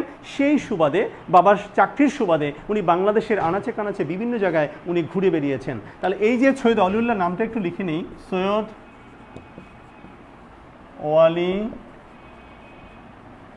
অলিউল্লাহ। এই যে সৈয়দ অলিউল্লাহর কথা আমি বললাম, দেখো সেই সৈয়দ অলিউল্লাহ যে বললাম যে বাবার চাকরির সুবাদে উনি বাংলাদেশে আনাচে কানাচে বিভিন্ন জায়গায় ঘুরে বেরিয়েছেন। নোয়াখালীতে ওনার পৈতৃক নিবাস হচ্ছে নোয়াখালী, জন্ম কিন্তু মানিকগঞ্জে। যখন সৈয়দ অলিউল্লাহর কথা বলি, তখন আমাদের চোখের সামনে সবার, আমার প্রিয় শিক্ষার্থী শুরু করে অনেকের চোখের সামনে একটি চরিত্র ভেসে ওঠে। সেটা হলো, দেখো আমি নামটা লিখি তাহলে বুঝতে পারবা, সেটা হচ্ছে মজিদ। এই মজিদ চরিত্র, অর্থাৎ আমাদের সমাজের মধ্যে পীর ব্যবসা কেন্দ্র করে, অর্থাৎ আমাদের সমাজের মধ্যে ধর্মীয় যে কুসংস্কারগুলো ছিল, আমাদের সমাজের মধ্যে ধর্মীয় যে অন্ধবিশ্বাসগুলো ছিল, আমাদের আমাদের আমাদের যে ধর্মীয় যে গোঁড়ামিগুলো ছিল, সেই গোঁড়ামিগুলোর মধ্যে যেভাবে উনি আঘাত করেছেন মজিদের মাধ্যমে, অর্থাৎ যে অসঙ্গতিগুলো উনি তুলে ধরার চেষ্টা করেছেন ওনার সেই বিখ্যাত উপন্যাস লাল শাল উপন্যাসের মাধ্যমে। সেই লাল শাল উপন্যাসের জনক যদি বলি আমরা, লেখক যদি আমরা বলি, সৈয়দ আউলিউল্লাহ। মাত্র 3টি উপন্যাস লিখেছেন, লাল শালু, চাঁদের অমাবস্যা এবং কাদো নদী কাদো। আমি উপন্যাস পড়াচ্ছি না, আমি পড়াচ্ছি ছোট গল্প। তাহলে আমি বলছি যে সৈয়দ আউলিউল্লাহর যে জীবনবোধ, সৈয়দ আউলিউল্লাহ আমাদের বাংলাদেশকে যেভাবে দেখেছেন, বাংলাদেশের যে সমস্যাগুলো উনি চিহ্নিত করেছেন, বাংলাদেশের সমস্যাগুলোকে উনি ওনার ছোট গল্পে, উপন্যাসটা আমি বাদ দিচ্ছি এখন, ওনার ছোট গল্পে উনি যেভাবে তুলে ধরেছেন তা আমাদের জন্য, আমাদের ভাবনাকে উনি জাগিয়ে তুলেছেন, আমাদেরকে সচেতন করেছেন না ছোট গল্পের মাধ্যমে, আমাদেরকে জাগ্রত করেছেন ছোট গল্পের মাধ্যমে। তাহলে এই যে সৈয়দ আউলিউল্লাহর, সেই সৈয়দ আউলিউল্লাহর কথা আমি বলছি, তার যে গল্প আছে, দেখো তার যে গল্পের গ্রন্থ আছে নয়নচারা ও দুই তীর এবং অন্যান্য গল্প, উনি কিন্তু অনেক কিছু লেখেননি। উনি যা লিখেছেন তা বাংলা সাহিত্যকে নাড়া দিয়েছেন, বাংলা সাহিত্যকে নাড়া দিয়েছেন। শুধু বাংলা সাহিত্য না, বাংলাদেশের মানুষের মধ্যে একটি জাগরণ ঘটাতে সক্ষম হয়েছেন, সেটা উপন্যাস হোক, সেটা ছোট গল্প হোক। এই সেই সৈয়দ আউলিউল্লাহ। তাহলে আমরা যে সেই সৈয়দ আউলিউল্লাহর কথা বলি, দেখো তার গল্প বলি, তার অধিকাংশ গল্পে, তার সৈয়দ আউলিউল্লাহর যে গল্পের যে বিষয়গুলো, সেই গল্পের বিষয়গুলোর মধ্যে কি আছে দেখো। তাই সেই গল্পের বিষয়গুলোর মধ্যে যদি আমরা খোঁজার চেষ্টা করি, সেই গল্পের বিষয়গুলো একটু দেখো। আমি একটু দেখি আমার শিক্ষার্থীরা কারা কারা আছো ক্লাসে, তোমাদের প্রশ্ন থাকলে আমি দেখতে পাচ্ছি। যারা আতাউর রহমান সরকার, তোমাকে ধন্যবাদ।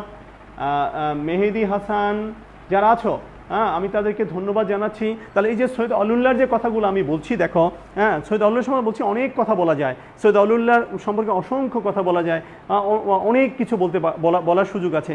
আমি বলছি, দেখো, যে তার অধিকাংশ গল্পে গ্রামাঞ্চলের অনাচার, কুসংস্কারের যথাযথ চিত্রগুলো তুলে ধরেছেন উনি। অর্থাৎ উনি গল্পের মধ্যে, সৈয়দ আউলিউল্লাহর যে গল্পগুলো আছে, সেই গল্পের মধ্যে কি আছে, গল্পের মধ্যে যে আমাদের যে কুসংস্কারগুলো আছে এবং আমাদের যে গ্রামীণ জীবনে, অর্থাৎ আমাদের গ্রামাঞ্চলের মানুষের মধ্যে যে অনাচারগুলো আছে এবং আমাদের যে অন্ধবিশ্বাস আছে, ধর্মীয় বিশ্বাস আছে, গোঁড়ামি আছে, কুসংস্কার আছে, সেগুলোকে উনি তুলে ধরেছেন। এর একটি বিষয় ওনার গল্পের। আরেকটা বিষয় হচ্ছে মনস্তাত্ত্বিক বিশ্লেষণ তার উপন্যাসের মধ্যে লক্ষ্য করা যায়। তাহলে আমি বলছি গ্রামাঞ্চলের মানুষের জীবন ভাবনা, আমি গ্রামাঞ্চল মানুষের জীবন ভাবনা, তারপরে বলছি গ্রামাঞ্চল মানুষের জীবন ভাবনা, তারপরে বলেছি ধর্মীয় কুসংস্কার, এই দুইটা ভাবনা ওনার ছোট গল্পে স্থান পেয়েছে। এছাড়া মনস্তাত্ত্বিক ভাবনা, সেই মনস্তাত্ত্বিক ভাবনাও কিন্তু আমরা সৈয়দ আউলিউল্লাহর ছোট গল্পের মধ্যে খুঁজে পাই। এছাড়া দেখো, বিষয়বস্তু নির্বাচনের জন্য তিনি সমাজ জীবনের বিভিন্ন দিকে পদচারণা করেছেন।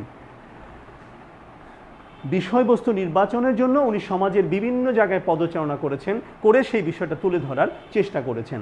তারপরে বলেছি সুন্দর ও আকর্ষণীয় প্রকাশভঙ্গির জন্য তার গল্পের বিশেষ অবদান রয়েছে। তার ছোট গল্পে প্রতিফলিত হয়ে যায়, তার ছোট গল্প যদি আমরা বলি, তার সেই ছোট গল্পের মধ্যে কোন বিষয়টা উনি সবচেয়ে বেশি প্রতিফলিত হয়েছে, সেই বিষয়গুলো আমি একটু পড়ি, শোনো। তার ছোট গল্পে প্রতিফলিত হয়েছে গভীর জীবনবোধ, অন্তর্লোকের রহস্য অনুসন্ধানে, ও তিনি ছিলেন তৎপর ব্যক্তি জীবন ও সমাজ সমস্যার পটে ধর্মীয় ও সামাজিক কুসংস্কার, মূল্যবোধের বিপর্যয় এবং মানসিক স্খলন পতনের আলেখ্য তার রচনায় উজ্জ্বলভাবে রূপ লাভ করেছে। অর্থাৎ এই যে, তার মানে কি, সৈয়দ আউলিউল্লাহর আমাদের যে সমস্যাগুলো আছে, আমাদের সমাজ জীবনে যে সমস্যাগুলো আছে, যার মধ্যে বলছি কুসংস্কার আছে, আমাদের গ্রামীণ জীবনে যে অনাচারগুলো আছে বিভিন্ন, অর্থাৎ এই সমস্যাগুলো উনি ওনার ছোট গল্পে তুলে ধরেছেন। এটি হচ্ছে আমার সৈয়দ আউলিউল্লাহর গল্পের জন্য বিখ্যাত, উপন্যাসের জন্য বিখ্যাত। তার মানে আমাদের সমাজ পরিবর্তনে, আমাদের সমাজের মধ্যে যে সমস্যাগুলো আছে, সেই সমস্যাগুলো, সেটা মনস্তাত্ত্বিক বা যেভাবেই হোক, সেই সমস্যাগুলোকে তুলে ধরে উনি ওনার ছোট গল্প লিখেছেন। এই কারণে সৈয়দ আউলিউল্লাহ আমাদের কাছে বিখ্যাত। এরপরে যার কথা বলবো, সর্দার জয়নুদ্দিন। দেখো, সর্দার জয়নুদ্দিনের যে গল্পগুলো আছে, আমি নামটাই লিখে দিচ্ছি, সর্দার জয়নুদ্দিন। সর্দার জয়েন উদ্দিন। তাহলে এই যে সর্দার জয়নুদ্দিনের কথা বললাম, ওনার সময় 1923 থেকে 86, দেখো 1923 থেকে 1986, এই যে সর্দার জয়নুদ্দিনের কথা বলছি, এই সর্দার জয়নুদ্দিন কি করেছে দেখো, ওনার গল্পের ভাবনাগুলো দেখো। উনি নয়ন ঢুলি, খরস্রোতা, অষ্টপ্রহর, 3টা গল্পগ্রন্থের কথা বললাম আমি, এই 3টা গল্পগ্রন্থটি রচনা করেছেন, অষ্টপ্রহর, খরস্রোতা, নয়নটুলি। এখন এই সর্দার জয়নুদ্দিনের গল্পের বিষয়গুলো কি, ওনার গল্পের মধ্যে কোন বিষয় আছে সেটা একটু দেখো। আমি বলছি দরিদ্র গ্রামীণ জীবন, দরিদ্র গ্রামীণ সমাজ জীবনে নানা সমস্যা, অর্থাৎ আমাদের গ্রামীণ জীবনের মানুষদের তো প্রতিনিয়ত সংগ্রাম করতে হয়। তোমরা জানো যে গ্রামের মানুষ কিন্তু তাদের প্রতিনিয়ত সংগ্রাম করতে হয়, কিন্তু এখনও গ্রামের মানুষের মধ্যে মানবিক বোধ আছে, শহরের মানুষের মধ্যে কিন্তু সেই মানবিক বোধ আস্তে আস্তে লোপ পেয়ে যাচ্ছে। তাহলে এই যে অর্থাৎ গ্রামীণ জীবনে যে দরিদ্র মানুষগুলো আছে, সেই দরিদ্র মানুষগুলোর ভাবনাটা ওনার গল্পের মধ্যে আমরা খুঁজে পাই।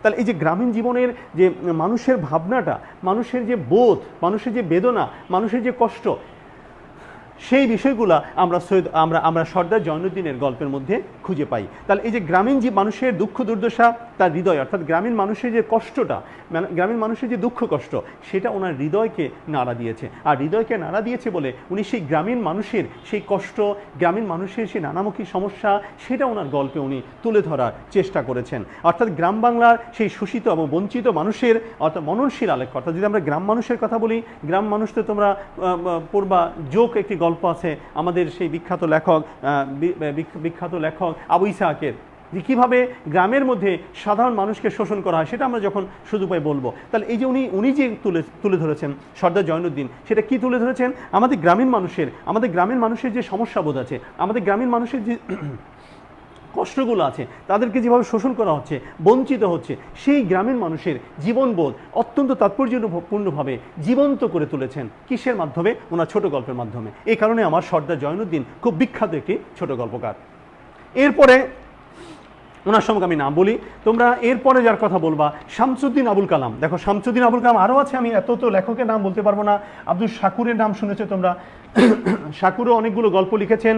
আব্দুস শাকুর, আমি একটু নামটা লিখে দিই তোমাদের, এই আব্দুস শাকুর, হ্যাঁ, এই ওনারও কিন্তু অনেকগুলো গল্প আছে, তোমরা ওনার গল্পগুলো পড়ে নিবা। আব্দুস শাকুর নামের বানানটা এইভাবে, আব্দুস শাকুরের যে গল্পগুলো আছে তোমরা সেই গল্পগুলো পড়ে নিবা, আমি সেদিকে যাচ্ছি না। এরপর আমি যার কথা বলবো শামসুদ্দিন আবুল কালাম। শামসুদ্দিন আবুল কালামের গল্পগুলো একটু দেখো, যে শামসুদ্দিন আবুল কালাম কিভাবে গল্প লিখেছেন। উনি কিন্তু একজন বিখ্যাত গল্পকার শামসুদ্দিন আবুল কালাম। সেই শামসুদ্দিন আবুল কালামের দেখো, শামসুদ্দিন আবুল কালাম, এই যে শামসুদ্দিন আবুল কালামের কথা বললাম, শামসুদ্দিন আবুল কালামের সময়টা যদি বলি, দেখো 1926 থেকে 1997, এই যে শামসুদ্দিন আবুল কালামের কথা বললাম 1926 থেকে 1997। দেখো আমি যাদের কথা বলছি প্রিয় শিক্ষার্থীরা, সবাই কিন্তু দেখো 47-এর পরে এরা গল্পের জন্য বিখ্যাত ছিলেন, এবং এরা কিন্তু এদের গল্পের মধ্যে কিন্তু দেখো আমাদের সব সমাজের কথা বলছে, সমকালীন জীবন ভাবনার কথা কিন্তু তাদের গল্পে উঠে এসেছে। তাহলে এই যে শামসুদ্দিন আবুল কালামের কথা বললাম, এই শামসুদ্দিন আবুল কালামের গল্পগুলো কি আছে দেখো, তোমরা ওনার বিখ্যাত যে গল্পগুলো সেটা অবশ্যই নাম শুনেছো, পথ জানা নেই। তাহলে পথ জানা নেই, এছাড়া তার গল্প আছে দেখো ঢেউ, দুই হৃদয়ের তীর, অনেক দিনের আশা, শাহের বানু, মজা গাঙের গান। তাহলে আমরা এই যে গল্পগ্রন্থের কথাগুলো বললাম, কার? শামসুদ্দিন আবুল কালামের যে গল্পগ্রন্থগুলো আছে, সেই গল্পগ্রন্থের কথাগুলো যে বললাম আমি, ওনার গল্পের মধ্যে বিষয় ভাবনাগুলো কি, হ্যাঁ, সেই বিষয় ভাবনাগুলো উনি কীভাবে তুলে ধরার চেষ্টা করেছেন। সেই বিষয় ভাবনার মধ্যে দেখো আমরা যদি বলি যে কি আছে, আমরা তার গল্পের মধ্যে বলি যে দেখো এছাড়া আছে যে বিষয় ভাবনাগুলো আছে, তার অধিকাংশ গল্পে গ্রামীণ পটভূমিতে রচিত। অর্থাৎ শামসুদ্দিন আবুল কালামকে যখন আমরা ভাববো, শামসুদ্দিন আবুল কালামের যে গল্পের মধ্যে টোটাল বিষয়টা, আমি কিন্তু যখন গল্পের মধ্যে অর্থাৎ 47-এর পরে দেশ বিভাগের পর থেকে যে গল্পকাররা গল্প রচনা করে, তাদেরকে আমি কতগুলো বিষয় তোমাদের প্রথমে লিখে দিয়েছি, যে এই বিষয়গুলো কিন্তু আমরা এই গল্পকারদের মধ্যে পাবো। তাহলে এই শামসুদ্দিন আবুল কালামের গল্পের মধ্যে কি আছে আমরা বলেছি, দেখো গ্রামীণ পটভূমিতে রচিত, অর্থাৎ তার লেখকের বাস্তব অভিজ্ঞতা, অর্থাৎ গ্রামীণ পটভূমিতে রচনা করেছেন, এবং ওনার জীবনের যে বাস্তব ঘটনাগুলো আছে সেই বাস্তব ঘটনাগুলো নিয়ে উনি গল্প রচনা করেছেন। সেটা কোথাকার গল্প? গ্রামীণ জীবনের গল্প, গ্রামীণ মানুষের গল্প, এবং গ্রামীণ মানুষের সুখ দুঃখ আনন্দ বেদনা হাসি কান্না, তাদের জীবনবোধ, তাদের জীবন আচার, তাদের সংস্কৃতি, এইগুলা আমরা শামসুদ্দিন আবুল কালামের গল্পের মধ্যে পাবো। তাহলে এই যেগুলো এখন কিন্তু আমাদের মাঝ থেকে হারিয়ে যাচ্ছে, এখন আমাদের নগর সভ্যতার ঢেউ কিন্তু গ্রামকে আক্রান্ত করেছে, ফলে আমাদের গ্রামীণ জীবনের যে সংস্কৃতি আছে সেই সংস্কৃতি কিন্তু আস্তে আস্তে লোপ পাচ্ছে। ফলে আমরা যদি এই উপন্যাসগুলো, এই ছোটো গল্পগুলো পড়ি, তাহলে আমাদের সেই গ্রামীণ সংস্কৃতি আমরা জানতে পারবো, আমরা বুঝতে পারবো, যে আমাদের গ্রামের মানুষের আনন্দ বেদনাগুলো আমরা জানতে পারবো। এরপরে তারপরে যদি আরেকটু আমরা বলি, দেখো, বাস্তবতা প্রকৃতির সান্নিধ্যের জন্য তার গল্পে পাঠকের নিকট সমাদৃত। অর্থাৎ যদি বাস্তব কোনো গল্প জানতে হয়, বাস্তব কোনো বিষয় জানতে হয়, তাহলে কিন্তু আমরা শামসুদ্দিন আবুল কালামের গল্প পড়লে সেই বাস্তব বিষয়গুলা, বাস্তব ভাবনাগুলো, গ্রামীণ জীবনের বাস্তব ভাবনাগুলো, অর্থাৎ গ্রামীণ জীবনের প্রকৃতির যে রূপটা, প্রকৃতির যে চেহারাটা, প্রকৃতির যে বেদনাটা, সেটা আমরা জানতে পারবো শামসুদ্দিন আবুল কালামের গল্পের মাধ্যমে। প্রিয় শিক্ষার্থীরা, আরও আছে তারপরে নিপীড়ন, অর্থাৎ গ্রামের মানুষের যে নিপীড়নের চিত্রগুলো আছে, নির্যাতনের যে চিত্রগুলো আছে, হ্যাঁ, কীভাবে শোষণ করা হচ্ছে, সেই শোষণের যে চিত্রগুলো আছে, সেটাও কিন্তু আমরা তার গল্পের মাধ্যমে জানতে পারবো। এই কারণে কিন্তু শামসুদ্দিন আবুল কালামের গল্প আমাদের সমকালীন ভাবনাকে জাগ্রত করে দেয়, আমাদের সমকালীন বোধকে জাগ্রত করে দেয়, আমরা সমকালীন ভাবনাকে আমাকে জানতে সহায়তা করে। কার? এই শামসুদ্দিন আবুল কালামের গল্প। এরপর আমি যার কথা বলবো, ডক্টর আলাউদ্দিন আল আজাদ। দেখো, ডক্টর আলাউদ্দিন আল আজাদের গল্প যদি আমরা একটু দেখি, সেটা একটু খেয়াল করো। ডক্টর আলাউদ্দিন আল আজাদ, এই যে ডক্টর আলাউদ্দিন আল আজাদ বললাম, ওনার সময়কালটা যদি আমরা বলি, আলাউদ্দিন আল আজাদ 1932 সালে ওনার জন্ম। 1932 সম্ভবত উনি মারা গেছেন, আমার এই মুহূর্তে ডেটটা মনে নেই, বেশি দিন না, হয়তো খুব শীঘ্র 2-1 বছরের ভিতরে বা এই সময় উনি মারা গেছেন। ডক্টর আলাউদ্দিন আল আজাদ 1932-এ জন্ম। এই যে ডক্টর আলাউদ্দিন আল আজাদের কথা বললাম, দেখো, সমাজ সচেতন লেখক হিসেবে ওনার পরিচিতিটা কোথায়? সমাজ সচেতন লেখক হিসাবে ডক্টর আলাউদ্দিন আল আজাদের কিন্তু খ্যাতি রয়েছে, ওনার সমাজ সচেতন হিসাবে। তাহলে ওনার কথা যদি আমি বলি, দেখো, ওনার যে গল্পগ্রন্থগুলো আছে সেটা যদি আমি বলি, দেখো, জেগে আছি, ধানকন্যা, মৃগনাভি, অন্ধকার সিঁড়ি, আমার রক্ত, স্বপ্ন আমার, জীবন জমিন, নির্বাচিত গল্প। তার মানে এই গল্পগ্রন্থ উনি রচনা করেছেন। তাহলে আমরা যদি বলছি যে সমাজ সচেতন গল্পকার হিসাবে আলাউদ্দিন আল আজাদের খ্যাতি রয়েছে, তাহলে এই আলাউদ্দিন আল আজাদের যে গল্পের যে ভাবনাটা, সেই ভাবনাটা কি? সেই ভাবনার মধ্যে দেখো, আমরা যদি বলি, অর্থাৎ সংগ্রামী মানুষের জীবন আলক্ষ্য, অর্থাৎ যে মানুষগুলো সংগ্রাম করে বেঁচে থাকে। তোমরা জানো যে আমরা সবাই গ্রামের, আমরা গ্রাম থেকে বেড়ে উঠেছি, গ্রাম থেকে বড় হয়ে শহরে এসেছি। আমরা গ্রামীণ সেই ভাবনাগুলো, গ্রামের মানুষের সেই দুঃখ বেদনাগুলো, গ্রামের মানুষকে যে প্রতিনিয়ত সংগ্রাম করতে হয় টিকে থাকার জন্য, হ্যাঁ, সেই সংগ্রামের গল্পগুলো কিন্তু আমরা তার গল্পের মধ্যে পাচ্ছি। এই জন্য বলছে সংগ্রামী মানুষের, অর্থাৎ সেটা গ্রামীণ হলো। আবার ওনার গল্পে আমরা যেভাবে বলি যে সংগ্রামী, অর্থাৎ যে মানুষগুলোকে প্রতিনিয়ত সংগ্রাম করে বেঁচে থাকতে হয়, সেই সংগ্রামী মানুষের জীবন আলেখ্য, অর্থাৎ জীবনের একটি প্রতিদান বা জীবনের একটি গল্প বা জীবনের ভাবনাটা আমরা ওনার গল্পগ্রন্থগুলোর মধ্যে পাচ্ছি, ওনার গল্পের মধ্যে পাচ্ছি। এটা হলো আলাউদ্দিন আল আজাদের গল্পের বৈশিষ্ট্য। এবং কোনো কোনো গল্পে সমাজ জীবনের বাস্তব ও অন্তরঙ্গ পরিচয় প্রকাশ পেয়েছে, অর্থাৎ ছোট গল্পে কোনো সমাজ জীবনের যে অন্তরঙ্গ পরিচয়টা আছে, সেই পরিচয়টা আমরা তার গল্পের মধ্যে পাচ্ছি। এই জন্য আলাউদ্দিন আল আজাদের গল্প কিন্তু আমাদের কাছে অনেক জনপ্রিয়। প্রিয় শিক্ষার্থীরা, তোমাদের এই যে আমি নামগুলো বলছি, লেখকদের নামগুলো বলছি, তাদের সময়কাল বলছি, এমন তারা যে গল্পগুলো লিখেছেন সেই গল্পের কথা বলছি, এমন তার গল্পের মধ্যে কোন সুরটা আছে আমি শুধু সেই সুরটা দিতে পারবো। কারণ যেহেতু আমি ইতিহাস পড়াচ্ছি, আমি জাস্ট এই জন্য অল্প অল্প করে ওই লেখকের ভাবনাগুলো, ওই লেখকের ভাবনার যে বিষয়গুলো, ওই লেখক যে বিষয়গুলো নিয়ে গল্প লিখেছেন, আমি কিন্তু সেই গল্পের বিষয়গুলো একটু একটু করে তুলে ধরার চেষ্টা করছি অল্প সময়ের মধ্যে। এটা তোমাদের বুঝতে হবে প্রিয় শিক্ষার্থীরা। এরপর আলাউদ্দিন আল আজাদের পরে আমি যার কথা প্রথমেই শুরু বলেছি, সেটা হচ্ছে জহির রায়হান। জহির রায়হান সম্পর্কে অনেক কথা বলা যায়। দেখো, এই জহির রায়হান, হ্যাঁ, আমি একটু লিখে নিচ্ছি, জহির রায়হান এমন জহির রায়হানের যেমন ছোট গল্প আছে, জহির রায়হানের উপন্যাস আছে, এমন জহির রায়হান কিন্তু একজন চলচ্চিত্র পরিচালক। এবং এই জহির রায়হান 1972 সালে 30শে জানুয়ারি অর্থাৎ ভাইকে খুঁজতে গিয়ে উনি নিখোঁজ হয়েছেন। হ্যাঁ, জহির রায়হান সম্বন্ধে তোমরা অনেক ইতিহাস জানবারও। তো সেই জহির রায়হানের যে গল্পগুলো আছে দেখো, ওনার সময়কালটা হচ্ছে 1933 থেকে 72, 1933 থেকে 1972। এই 72 সালের 30শে জানুয়ারি উনি নিখোঁজ হন। এরপর ওনাকে আর খুঁজে পাওয়া যায়নি এই জহির রায়হানকে। তাহলে ওনার সূর্যগ্রহণ নামে একটি গল্প সংকলন আছে, সূর্যগ্রহণ নামে। এবং আমি তো বলেছি ওনার একটি গল্প তোমাদের পাঠ্য আছে, যারা ইন্টারমিডিয়েটে পড়ো সম্ভবত এখনও পাঠ্য আছে, 21-এর গল্প। 21-এর গল্পটা হচ্ছে ভাষা আন্দোলনকে কেন্দ্র করে জহির রায়হানের একটি বিখ্যাত গল্প হচ্ছে 21-এর গল্প।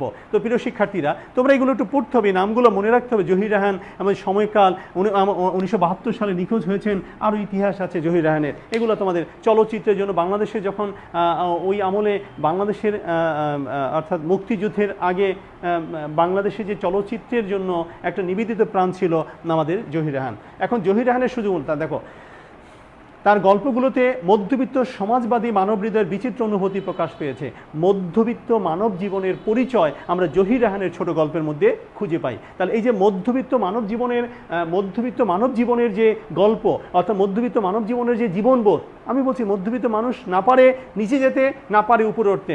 মধ্যবিত্ত মানুষের জীবনের কষ্টটা অন্যরকম। সেই মধ্যবিত্ত মানুষের জীবনবোধ আমরা তার গল্পের মধ্যে খুঁজে পাই, জহির রায়হানের গল্পের মধ্যে।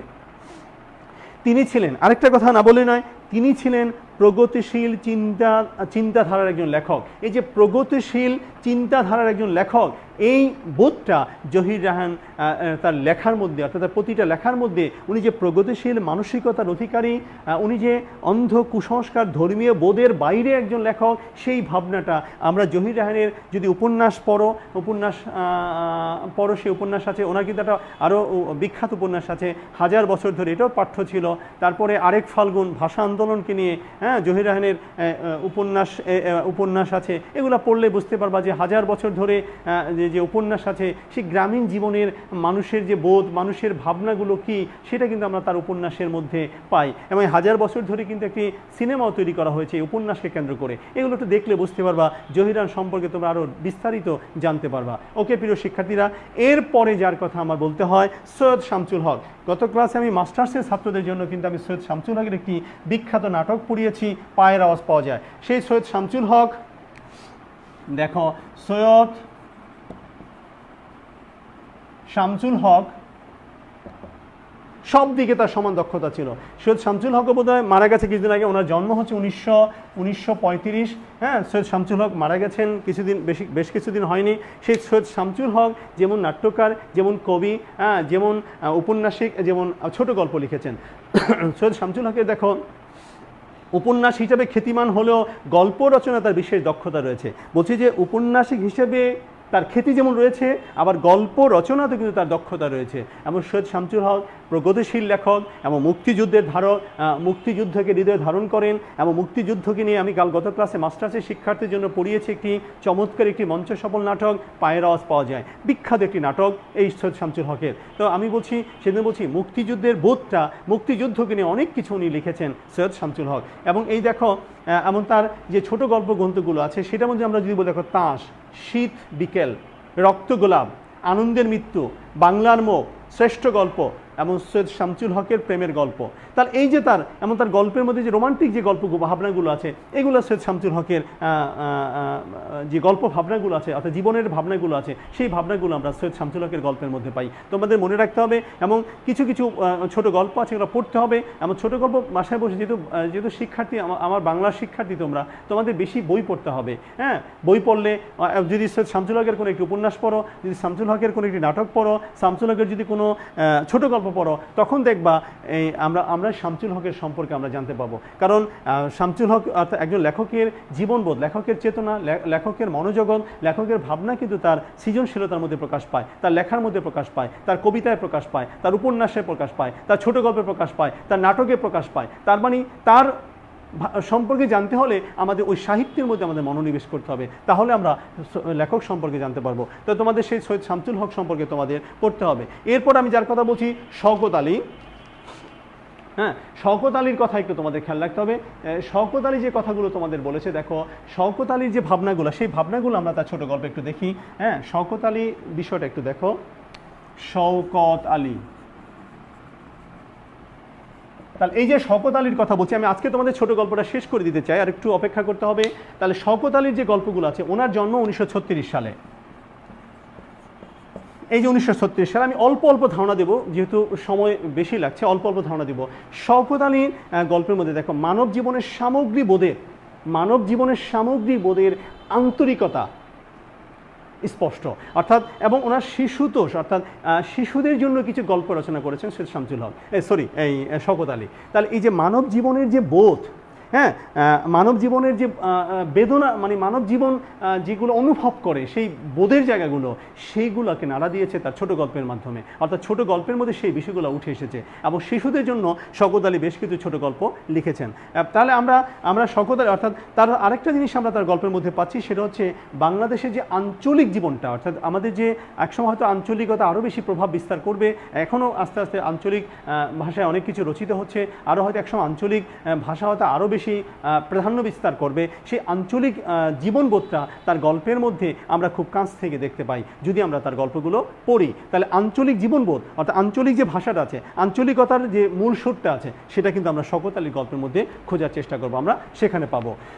এরপর আছে হাসান আজিজুল হক। দেখো হাসান আজিজুল হকের যে গল্পগুলো আছে, দেখো হাসান আজিজুল হকের যে গল্প ভাবনাগুলো আছে, দেখো হাসান আজিজুল হক,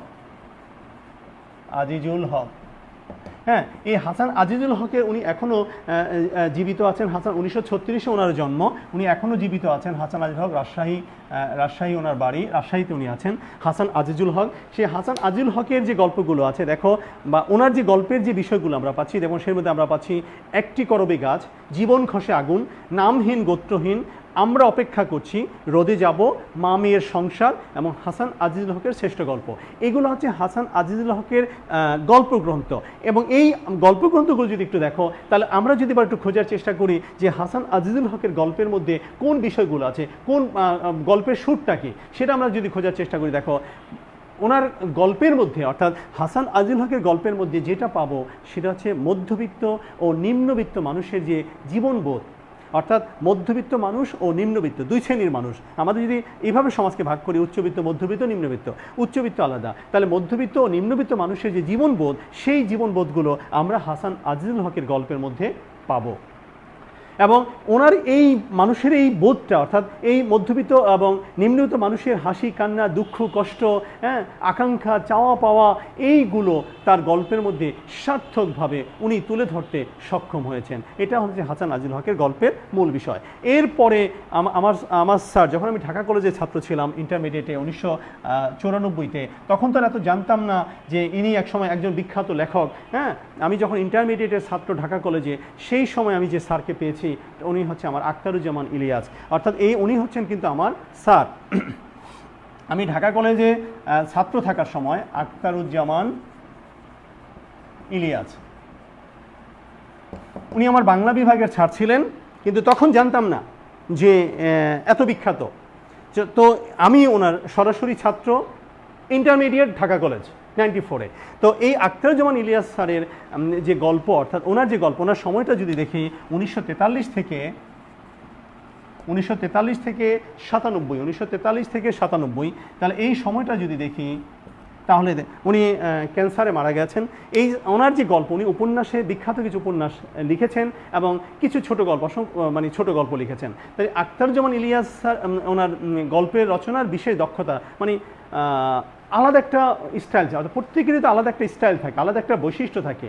হ্যাঁ, এবং প্রত্যেকটা মানুষের সত্তা যেমন এক হয় না, আলাদা, এবং প্রত্যেকটা লেখকের মধ্যে কিন্তু আলাদা আলাদা একটা বৈশিষ্ট্য বহন করে। যেমন আখতারুজ্জামান ইলিয়াস স্যারের, ওনার লেখারও কিন্তু বৈশিষ্ট্য বা স্টাইল কিন্তু আলাদা। তাহলে এই আখতারুজ্জামান ইলিয়াসের যে গল্প, সেই গল্পের মধ্যে যদি আমরা দেখি, দেখো তার অন্যস্বর, তারপরে আছে তার খোয়ারি, দুধে ভাতে উৎপাত এবং দোজকের রোম, এগুলো হচ্ছে তার গল্পগ্রন্থ।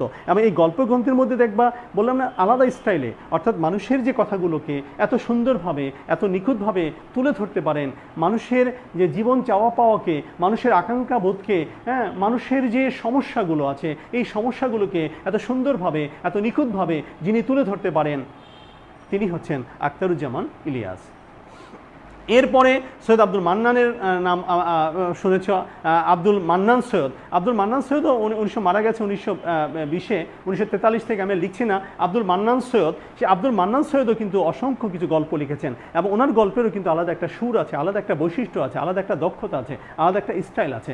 এবং ওনার যদি গল্পগুলো আমি যদি বলি, তাহলে সেটা দেখো, সত্যের মতো বদমাস, মৃত্যু অধিক লালখুদা, উৎসব, নেকড়ে হায়না, তিন পরি, এবং এই যে সৈয়দ আব্দুল মান্নান সৈয়দের যে গল্প, এবং এই ওনার গল্পের মধ্যে একটা আলাদা সুর, আলাদা একটা ইমেজ, আলাদা একটা জীবনের কথা, আলাদা একটা বোধ, আলাদা একটা বিষয় ভাবনা, হ্যাঁ, মানুষের জীবনবোধ, আমাদের মুক্তিযুদ্ধের চেতনা, আমাদের সমকালীন যে নানাবিধ সমস্যাগুলো আছে সেই সমস্যাগুলো উনি ওনার গল্পে তুলে ধরেছেন। সেলিনা হোসেন এখনও জীবিত আছেন, এবং সেলিনা হোসেনও যেমন উপন্যাসী হিসাবে বিখ্যাত, কাঁটাতারের প্রজাপতি, তোমরা এগুলো নাম শুনেছ সেলিনা হোসেনের উপন্যাস হিসাবে, এবং হাঙর নদীর গ্রেনেড নাম শুনেছ, সিনেমা হয়েছে।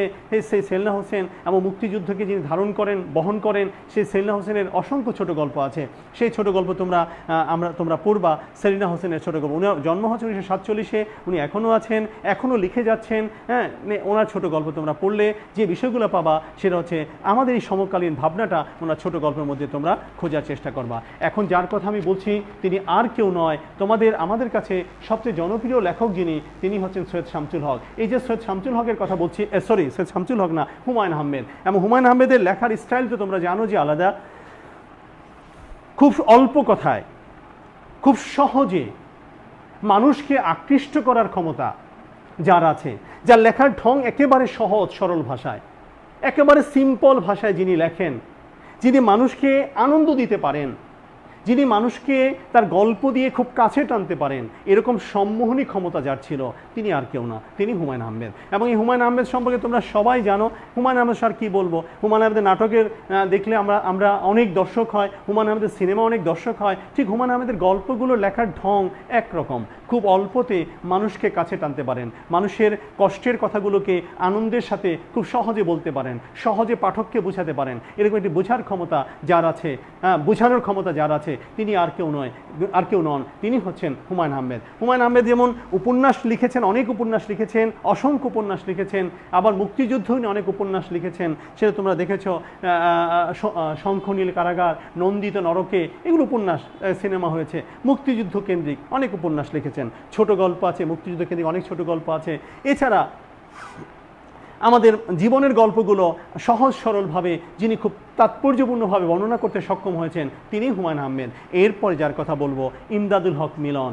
ইমদাদুল হক মিলনও সেম, এবং বর্তমান সময়ে ইমদাদুল হক মিলন জীবিত আছে। এই ইমদাদুল হক মিলনের গল্পের ঢংও এরকম। ইমদাদুল মিলন গল্পের, তার যদি গল্পের কথা বলি, ফুলের বাগানের সাপ, প্রেমের গল্প, ভালোবাসার গল্প, নিরণ্যের কাল, হে প্রেম বালিকা, তোমাকে ভালোবাসি, আর অনেক গল্প আছে, 12 রকমের মানুষ, অনেক গল্প আছে। কিন্তু তার গল্পের বিষয়টা কি বলছে, তার ছোট গল্পে নাগরিক জীবনের কথাগুলো বলা হয়েছে, এবং গ্রামীণ মানুষের কথাও তিনি উপেক্ষা করেননি। তাহলে এই যে নাগরিক জীবনের কথা বলছে, গ্রামের মানুষের কথা বলছে, এই বিষয়গুলো নিয়ে ইমদাদুল হক মিলন উপন্যাস লিখেছেন। প্রিয় শিক্ষার্থীরা, তাহলে এই যে আমি 47 থেকে 2000 পর্যন্ত, 47 থেকে 2000 পর্যন্ত আমি যে কথাগুলো বললাম সেটা বললাম বাংলা ছোট গল্প। এবং বাংলা ছোট গল্পে এই যে লেখকদের কথা বললাম, এই লেখকরা বাংলা ছোট গল্পকে আরও বেশি সমৃদ্ধ করেছে, এবং 47-এর পরে এই লেখকদের প্রভাবে বাংলা ছোট গল্প সত্যিকার অর্থে বিকশিত হয়েছে। এবং এই ছোট গল্পকাররা বাংলা ছোট গল্পে বাংলাদেশের জীবনের সমসাময়িক যে বেদনা, সমসাময়িক যে ভাবনা, সমসাময়িক জীবনবোধ, সেগুলোকে খুব তাৎপর্যপূর্ণভাবে তুলে ধরতে সক্ষম হয়েছে, আর হয়েছে বলে বাংলা ছোট গল্প আজকে সমৃদ্ধ হয়েছে। তো প্রিয় শিক্ষার্থীরা, আমি একটু দেখে নিচ্ছি যে তোমাদের কোনো কমেন্টস আছে কিনা। যারা উপস্থিত আছো আমার অনলাইন ক্লাসে, আমি সবাইকে স্বাগত জানাচ্ছি। আতাউর রহমান সরকার, তোমাকে ধন্যবাদ জানাচ্ছি, তুমি অন্য বিভাগের স্টুডেন্ট, বাট আমার ক্লাস তুমি করছো। তারপরে 7 তারিখ আলিফ, তোমাকে ধন্যবাদ। মারুফুল ইসলাম, যারা ক্লাস করছো, আমি সবাইকে ধন্যবাদ জানাচ্ছি যারা আমার ক্লাস এতক্ষণ কষ্ট করে উপভোগ করলা, ক্লাসটা উপভোগ করেছে। আমি তোমাদের বোঝাতে চেষ্টা করেছি, আমি চেষ্টা করেছি বাংলা সাহিত্যের ছোট গল্পের যে ইতিহাসটা আছে সেই ইতিহাসটা তুলে ধরার জন্য। আমার অনার্স চতুর্থ বর্ষের শিক্ষার্থীদের আমি আবার স্বাগত জানাচ্ছি। আমার শিক্ষার্থী ছাড়া যারা আমার ক্লাস উপভোগ করেছেন তাদের সবাইকে আমি ধন্যবাদ জানাচ্ছি কষ্ট করে আমার ক্লাস, আমার এই কথাগুলোকে শোনার জন্য। এবং আমি যদি সুযোগ পাই আবার নতুন করে এরপর আমি ফোর্থ ইয়ার তোমাদের আরেকটা বিষয়ে আমি আবার ক্লাস নেওয়ার চেষ্টা করব। প্রিয় শিক্ষার্থীরা যারা আমার ক্লাস করছে, আমি তোমাদেরকে ধন্যবাদ জানাচ্ছি এবং এই ধন্যবাদ জানিয়ে আমি আমার ক্লাস এই মুহূর্তে শেষ করছি। সবাই ভালো থাকো, আর বাসায় বেশি করে পড়াশোনা করো, আর মানুষকে বেশি করে ভালোবাসো, আর বেশি করে পরিশ্রম করো, কাজ করলে জীবনে সফলতা অবশ্যই আসবে। ফোর্থ ইয়ারের শিক্ষার্থী তোমরা, এরপরে তোমরা চাকরির পেছনে না খুঁজে নিজে উদ্যোক্তা হয়ে, নিজে উদ্যোগী হয়ে কাজ করলে জীবনে সফলতা আসবে। কাজ করলে মানুষ কখনো বিফলে যায় না, কথায় নয় কাজে বিশ্বাসী, এটা হচ্ছে আমার স্লোগান। এই স্লোগান নিয়ে তোমরা আগাবে। ভালো থাকবে সবাই, তোমাদের ভালো থাকার প্রত্যাশা করি। সবাই ভালো থাকবে, সবাইকে ধন্যবাদ।